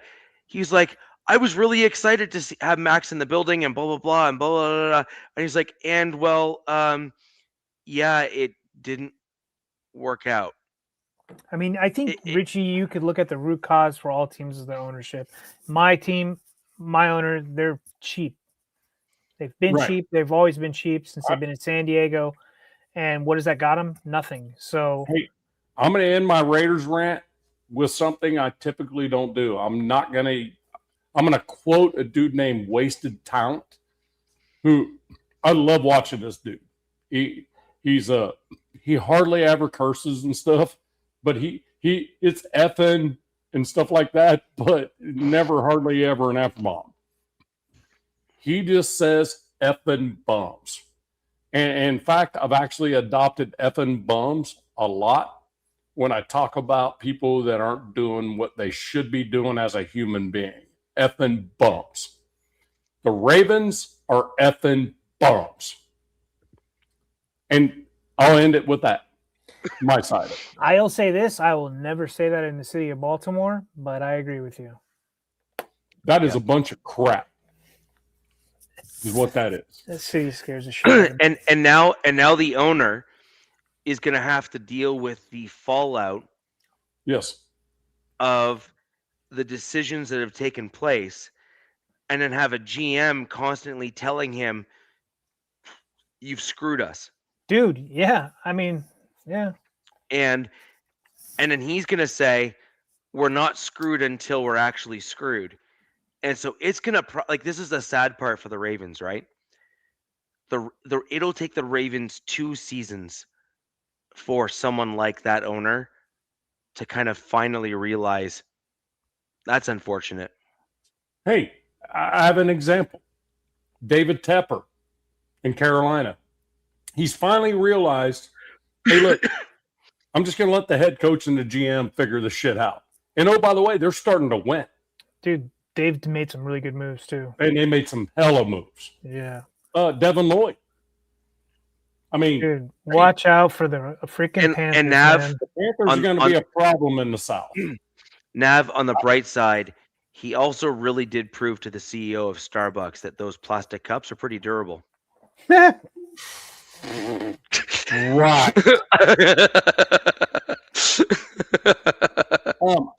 The thing about it is, I think overall, all this debacle, after I got to sleep on a little bit, I'm like, you know what? Everything that was done, as long as we get everybody signed, that's the key. We got to get everybody signed. Not all the signings have happened yet, and you get that. It's legalese and all this other bull crap that happens. We get Linderbaum signed, we get the rest of them signed, and all that crap. I'm good to go, right? But the thing about it is, overall, the front office did what they were supposed to do. They killed it. Yeah. They needs everywhere. Look, Teron Johnson's going to be a big deal because you brought in positions. You brought in like key positions. Like we needed a free safety for the last 5 years. A dude that has a no kidding free safety. We've needed a nickel. We've needed a dude like that. You know, so and stole him. Absolutely stole that dude. So I think we in free agency I think we literally got 8 starters, including Malcolm Kuntz as a re-sign, as an outside linebacker. So I'm not disappointed with the Raiders at all. And I think Maxx is coming back into the freaking building going, all right, screw this. It's on now. I don't think I think he's probably already walked into the front office at Spytech. I don't want to get traded for anything at this point. Now I got another thing to prove. Because I brought my whole family out there to get rejected on something we thought we were going to make a move. You probably already said, damn, I'm going to have to sell my house in Vegas. Dude, was today was today slower in free agency than the last 2 days? What's yes. that? Like nothing happened today. No, nothing. Hardly today anything. It kicked off at 4 p.m. Eastern time. No. Nothing is. The Broncos signed Lucas Krull. Oh, right. That's huge. Huge. But I'm just saying, like, the last 2 days, it was popping. And now today, it's just like, meh. Like, now, Teron Johnson was signed today. Or that free safety I was just talking about, he was signed today. He was signed to the offer that was made to him. So, but, I mean, I look at all the, like, new stuff coming in. I mean, Quay and Nakobe Dean, that's big. That's huge being in a 3-4. That's huge having those two dudes. And oh, by the way, guess what? They play on a national championship team together. So they know how each other play. They both come from Georgia, I believe. Yeah, they're both Georgia guys. And won a national championship together. I do believe that. Georgia or Alabama? No, Georgia. So these dudes have played in the linebacker room together for a national championship. It's not going to be a problem for them guys to communicate with one another. So, I mean, to me, that's a pairing. You get Devin Lloyd, and it's just him. You know, there's not a gel there. There's no gelling process between an outside linebacker and a middle linebacker that have been in the same positions, even in college. It's not a gelling moment. They already know what the hell they're doing. Right? So I'm good. I'm happy with it. We're not going to a Super Bowl next year. Raider Nation. Football already screamed the Raiders. I'm only allowed to do it once on here. Unless Richie says it's okay, I can do it one more time. Dude, let's just do that one and done thing. That sounds one great. and done. One and done. Yep. One and done. Oh, fucking eardrums, man. Jesus. Yeah, Parham went to the Jets too. Hey, he must be a Geno lover. Yeah, who went to someone said Bradley Chubb. Where did he go? Did he go? Bills. Oh, he went Bills. to the Bills? Yeah, the Bills. Yeah. Dude, it's so bad, especially with my fan base right now. Like, we're scratching and crawling and looking at all these cast-offs. Like, oh, like we're like speakers looking for a fix, man.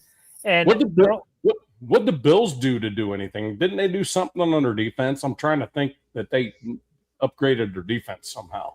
I don't know about the defense. I low-key like that they got DJ Moore. I thought that was awesome. Oh, DJ Moore's a big deal. Yeah. That's a big deal. He wanted out of Chicago, and he's going to do really well in Buffalo. Yep. Defense, I think it's just Bradley Chubb. Yep. I don't know. I think they got a key tackle as well.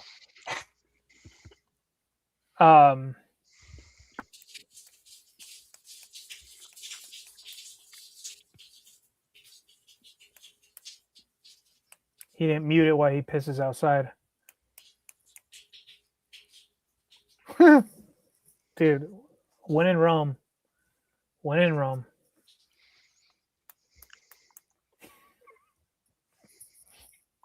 Is everybody enjoying the ambiance? Oh, it's over.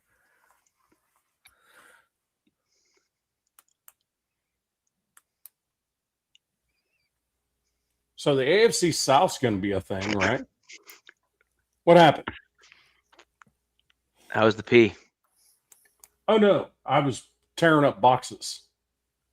My wife just threw boxes in the door. Okay. What? I pee outside. You won't hear me doing that. Look, I'm in Tennessee, but I don't pee inside. Okay. Yeah, unless it's in the toilet. So Rich in DC, was you more worried about the 2 first rounds? Or that's a good question, Frippo. To be honest with you, more worried about the 2 first round picks. Now, I'm not saying that I'm not worried about Maxx, because Maxx is going to make any D-line a lot better. But you guys are a young building team, and those 2 first round picks, that's massive. So kind of happy. Yeah, kind of happy that 2 of those got taken away. But look, we never know what's going on. There's still a long ways from today till training camp. So you don't know. Your first round pick will be very dependent on your offensive line and how it manages the new scheme. So if your offensive line manages the new offensive scheme that's being put in place, especially when you play both mine and DZ's teams respectfully, that will be telling. So if your offensive line adapts accordingly, is able to maintain their assignments, maintain their gaps, all that sort of stuff, then I would be certainly more concerned with your first 2 round picks. I think Crosby, on the other hand, if those picks don't work out and your offensive line does not transition well to the new scheme, particularly, then Crosby would be the concern there for me, because I think he, while he may not be 100% to start the season, he is a generational player. He is someone that can literally be put into most defensive schemes and pretty much be the best player on the line. There's just certain players that could just play anywhere. That's what I was going to say. I forgot to tell you, Richie, there was you know how like the big like PFF and Sleeper, they put out their mock drafts, right? Like, oh, here's my updated who I think. So I think it was like yesterday, the updated mock for the Broncos, which stood out, is having you guys grab Jacob Rodriguez. I think that's Rodriguez. And I was like, what? Because you just re-signed Stranad and Singleton. Right. But you did let Dre Greenlaw walk. So I'm like, damn, dude, that would be one hell of a get to get him in Denver. That would be. I'll pass. And I mean, yeah, because it's not a need. It's a luxury pick. It's like the Janae Barron thing, right? All over again. That's why you can't do realistic. You can't do realistic mock drafts until about the 15th of March or something like that. No. That's not that's not the reason for my comment. He wants but you know what I'm saying. You just can't. My thing right now is we have a rookie quarterback. He's on his rookie deal, and we have mediocre offensive weapons. We got a running back that doesn't run inside the tackles. Right. We have a running back room. That's Harvey, right? Yeah, exactly. We have a running back room that doesn't have like a hammer that can run between the tackles and does it well. Right. We don't have a game-changing tight end that can both pass pro as well as pass catch. Right. We don't have a wide receiver that is a true separator at the position. And for the crowd that's here, what I mean by that is like your traditional wide receiver like we used to have with Demaryius Thomas.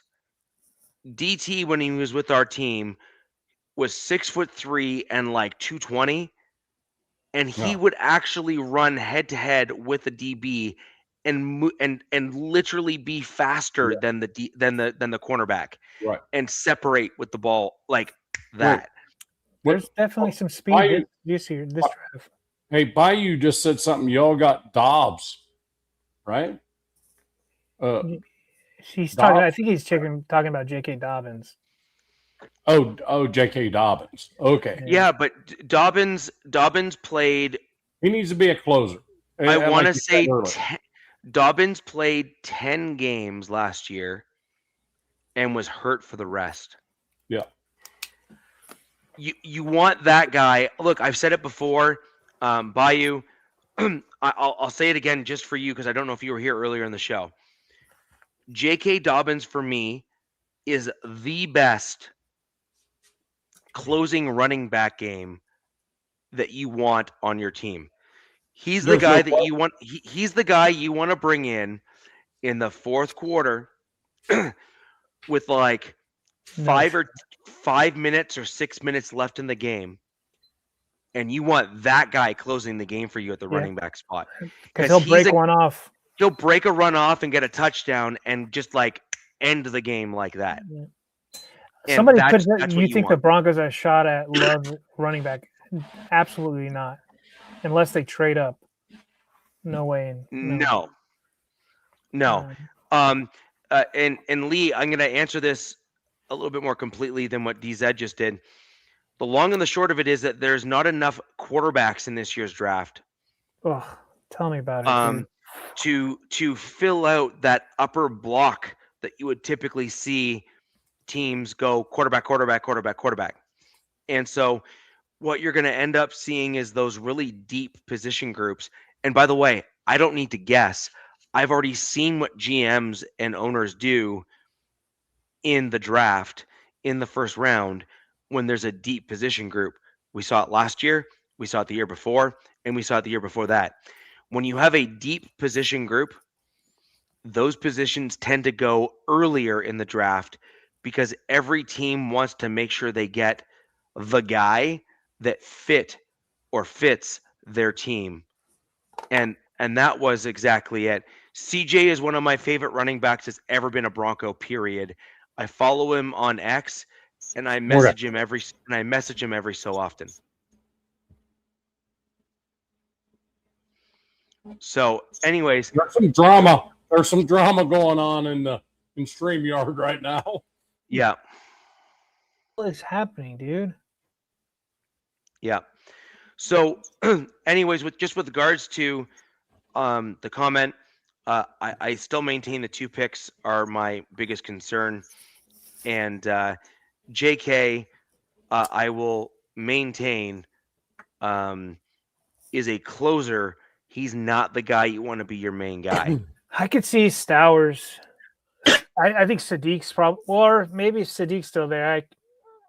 But I see. I could see the tight end, Richie, for you guys. I know that's a want for you. Maybe I could see that. Him falling. I don't know. But I thought that was kind of Jacob Rodriguez. I know you're probably not a fan, but it's on par with what the Broncos have done. Remember, they didn't need Jahdae Barron last year, and then they said, "No, just kidding. We're going to make." The question now, though, is so there's 2 main players to tie into our show last week for the Broncos. One of them is Riley Moss, and then the other one is Jarrett Stidham.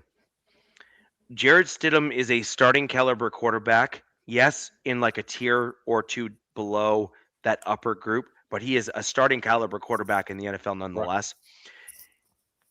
Right. Worth $8 million this year on his current contract. Right. That is almost criminal.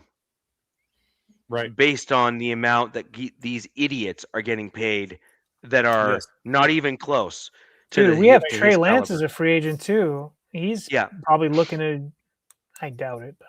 Yeah. Hey, and so the point here is just on that note is Jarrett Stidham is not going to be a long-term answer for my Denver Broncos.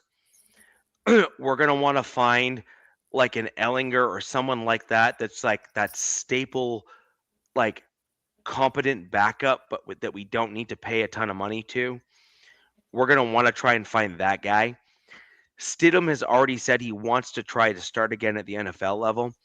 So he'd be a great trade piece for my Denver Broncos.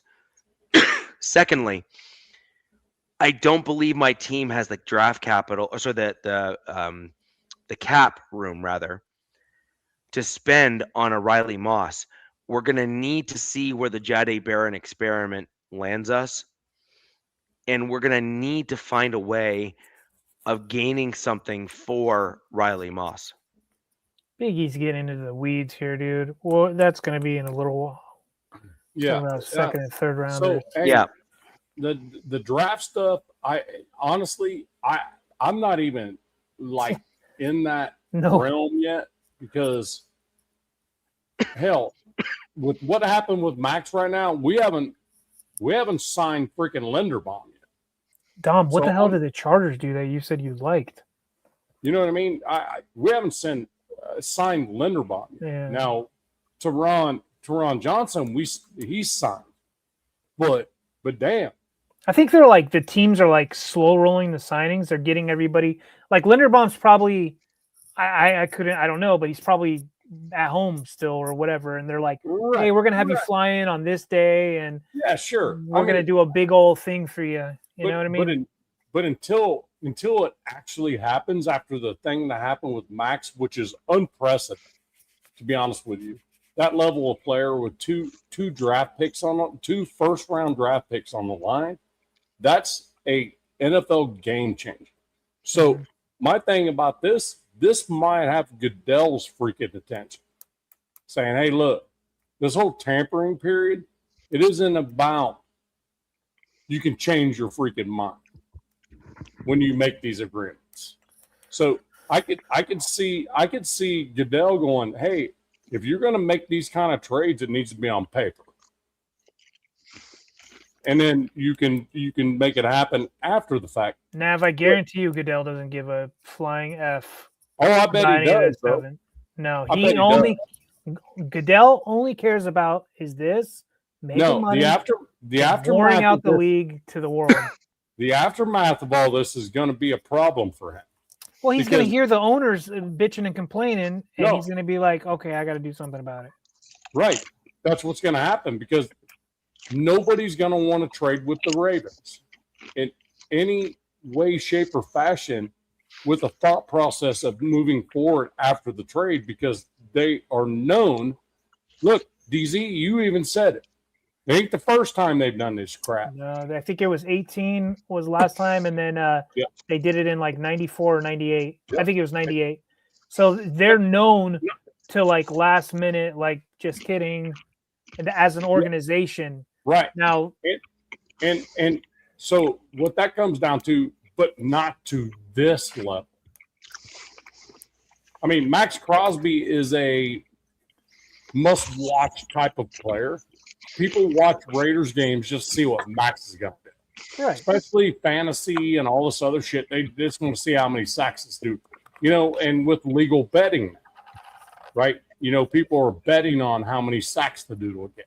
So they watch games because of that. Right. Fantasy's got more betting, and fantasy has put more eyes on the league. It's a double-edged sword. It's been great, and it's bad at the same time. So we need to start winding down. I will answer this question, and then let's kind of start tapering off and we'll end the show. Real quick, my Broncos draft. I think number one should be. Where are you at first? Where's your draft pick at?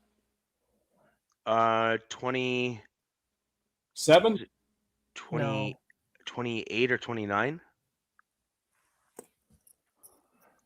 I think it's 25, actually, isn't it? I don't know. I'm 20. We're 22. So yeah, after 30th overall.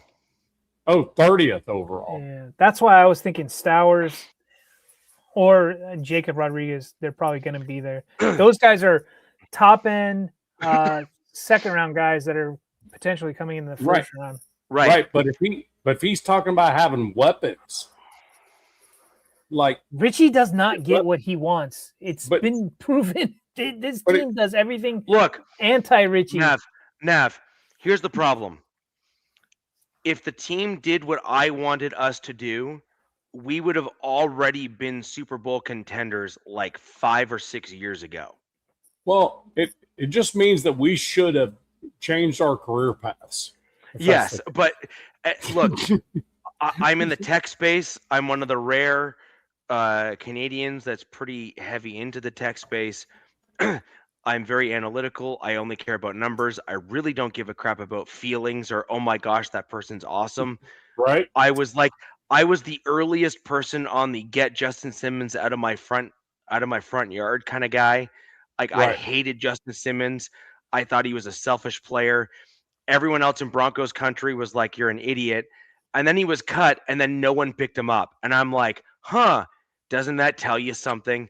And then all of a sudden, finally, all the Broncos countries come around and be like, you might have been right. It's like, yeah.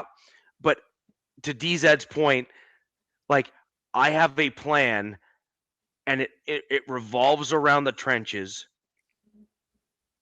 And then once you kill the trenches, you can get away with mediocre talent behind because the trenches are so good that they don't allow the opposing teams to be able to pick you apart. And then I agree. and then you need weapons on the outside. Yeah, exactly. We've been seeing you need an elite X, you need an elite or a top end X, and you need trenches, and then a solid running back. Yes. And that will get you far. But Biggie, that Vanderbilt guy is not making it out of the second round, dude. He's like high end. He is a high end second round pick. Who are you talking about? So he's Stowers. Styles? No, Styles is going in the first. Well, he said get him in the third round, and I'm like, that's not happening, man. No, little brother might be available in the second round. The corner. Styles. Oh no, I'm not talking about that linebacker, the Ohio State guy. That guy is a stud. That guy's dude. a first round. Ooh. Yeah, no question. Who's getting him? Jesus Christ. So I watched it. I watched that at the combine. The whole place erupted. God, man, whoever's getting him is getting like old school badass linebacker, dude. Yeah. So Jar's comment down below. Number one, I want an interior rushing D tackle. We need someone to be a cost-controlled staple in the interior of our defensive line that can get to the passer, stop the run, and just be kind of that guy. Now, we're picking a little late in the draft to normally get a guy that kind of would fit that mold. However, the Broncos might be able to get away with it because so many teams in this year's draft need all of the positions across the offensive line, including tackles and other stuff, that it might push some of the D tackles further down this year as a result. And that's just something to be mindful of. Another guy got signed in our division, out of our division. Yeah. Number two is we desperately need a running back. We need a legit running back like Washington. So I don't disagree with Big E. A guy like Washington is the exact style of running back that we actually need on our team. We need the combination of size and height. So he's tall enough to catch the ball at high point, big enough to run through the tackles, and fast enough to get breakaway speed to get those home run hits. Basically a J.K. Dobbins, but one that doesn't get hurt all the time. Right? You know what I mean? Like something like that.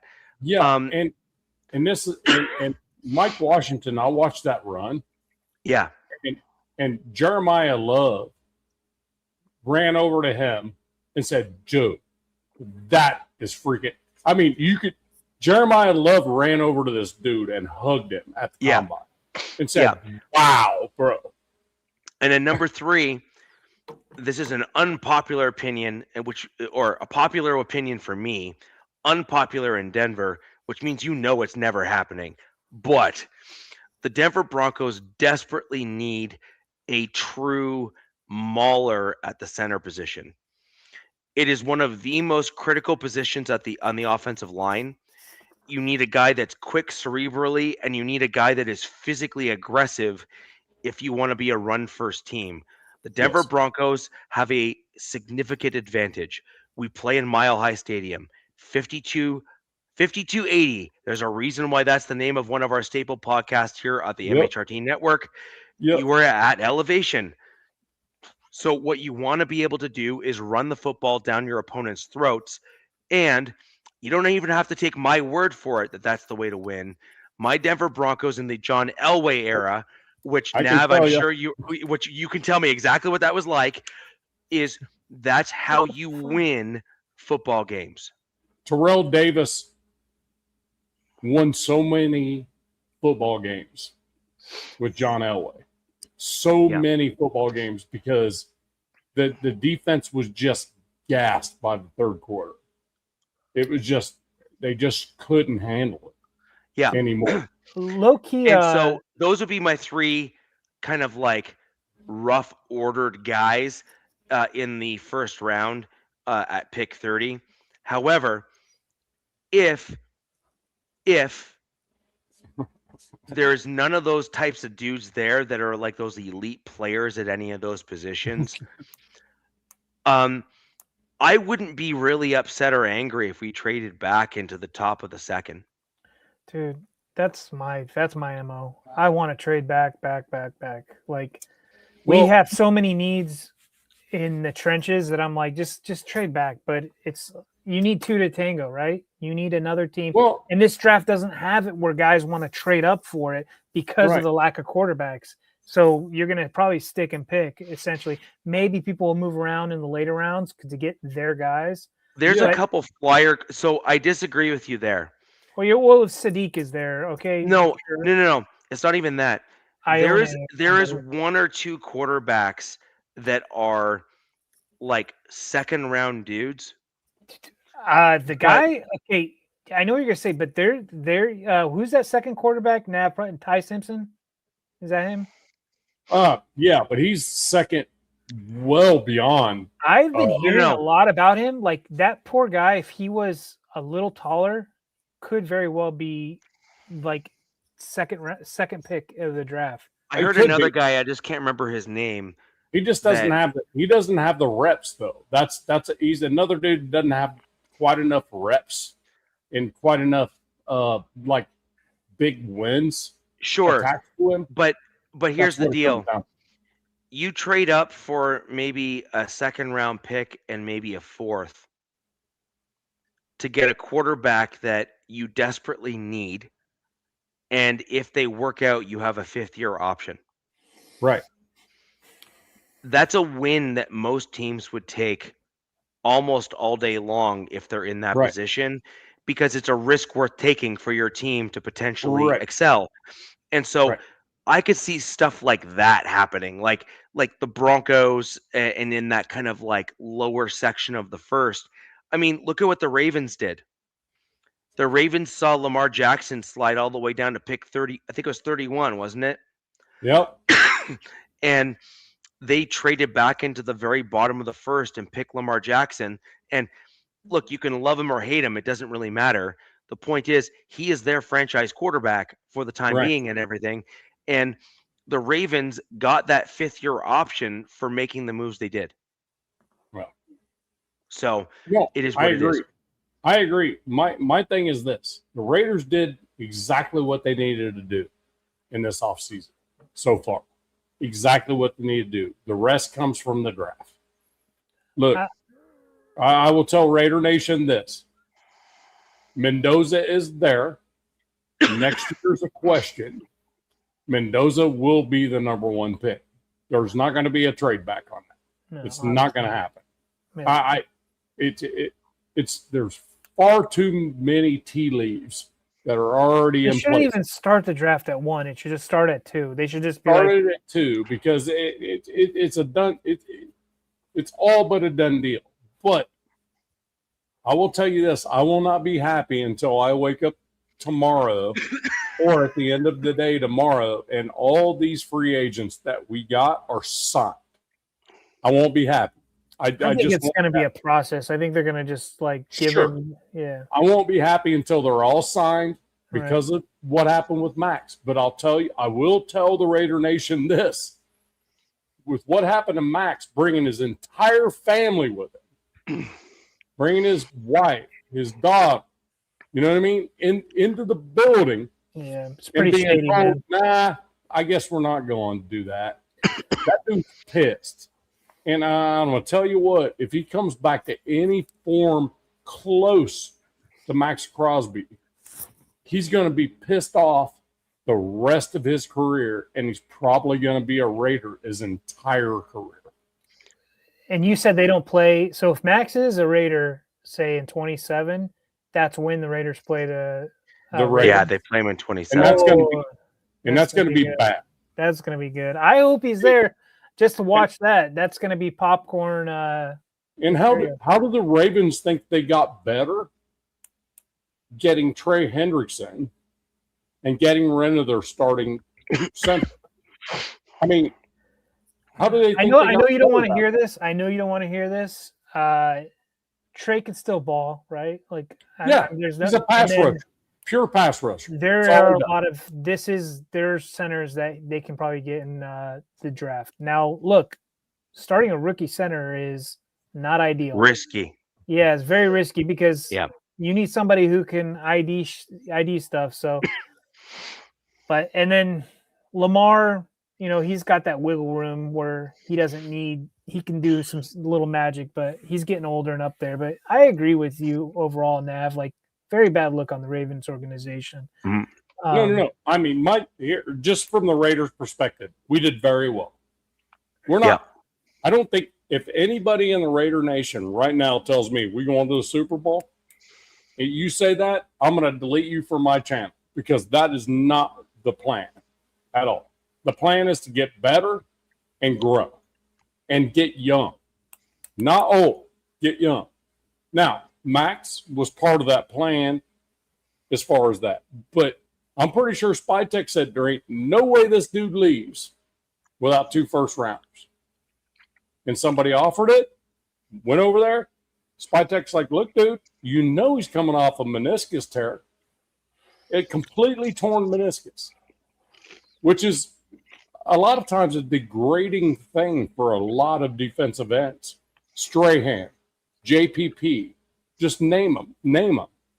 It doesn't, their get off's not right. But going to a 3-4 with Maxx, just him and another edge guy, I mean, that changes things with 4 linebackers. Yep. I want to, real quick, because we don't have a Chiefs guy, but the Chiefs have been losing defensive guys. Nav touched on it earlier with the 2 cornerbacks. They also lost Leo Chenal, and then just an hour ago, Menahue, to the Commanders. By the way, Commanders are absolutely killing it in free agency. They got Odafe from the Chargers. Under the radar, Commanders are doing some shit. They got Odafe from the Chargers. That's like that big deal. They got a Menahue, and they got Leo Chenal. Leo Chenal is a damn good linebacker. Mm-hmm. And then Menahue, they got him dirt cheap, and he can still ball. So, and their defense is not terrible. So look, Travis Kelce decides to run it back, right? Year 14, right? He's like, I heard him on Pat McAfee and all this. What are they going to do on defense? They are losing people left and right on defense. I think that they are 100% sure Mahomes is not going to start the first game of the season. So are they just gaslighting everybody or what? I think they're just freaking like, we're going to count on the draft, get some capital, that type of stuff, count on the draft, and run it back. That whole thing with both of those, I mean, was it Watson and McDuffie both? Yeah. Right? I mean, they did get some capital for one of them, but hey, did you see the Tennessee guy talking about, he wants to know about John Franklin? Like, is he any good? Bryce, he's really good, dude. He's legit good. He has got a motor. Yeah. He's good against the run, good against the pass. And more importantly, and this is actually a low-key trait that no one talks about with him. When you need him most, he will step up. Right. Dude, the Titans got some other good guys too, I think. Wow. Dude, the So- Titans killed it. Titans, Commanders, just like Yeah, they killed it. oh, Panthers, Titans, Commanders, Panthers, Yeah, Raiders. Throw them in there. we need to do a NFL big losers in free agency I'm gonna 'Cause I'll raise tell my you hand what. for that one. because I think the Ravens are one of them. Huge losers Yeah. in the offseason. I'm on the fence because people are gonna be like, well, they did get Trey Hendrickson, so it's like, but then Yeah, on the but that's offense, it. I know They gave 'Cause up. they lost a ton on everybody else. They yeah. gave up more than they got, though, is my thing. That's the crazy part. Yeah. It makes me wonder if Maxx didn't walk in that building and go, wait, you traded the center? Oh, wait, you traded Likely? And maybe Maxx said, I don't want to do this. Yeah. You know what I mean?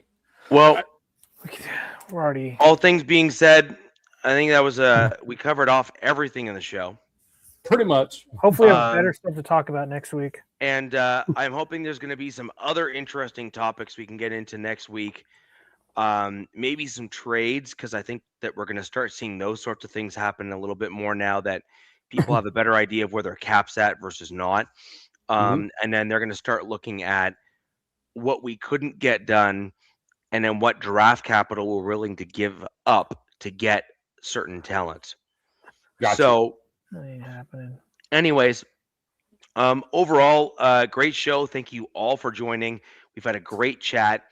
Anyone in the chat, leave a thumbs up on each of the videos in each of the channels. It helps us all a great amount, getting other football and AFC West fans in the chat, just like you. And we will be back next week for another great show where we're going to be talking about all sorts of things AFC West related. And until next week, where the West Side is the best side. Peace! Fast lane when I pass in the street, bag of money in the passenger seat. Tempo's been asking for me on the road from the west to the east. Way up, I might never come down, cause the coast racking up the flight miles. So high, I might never come down, so what, this is my lifestyle. Wait a minute.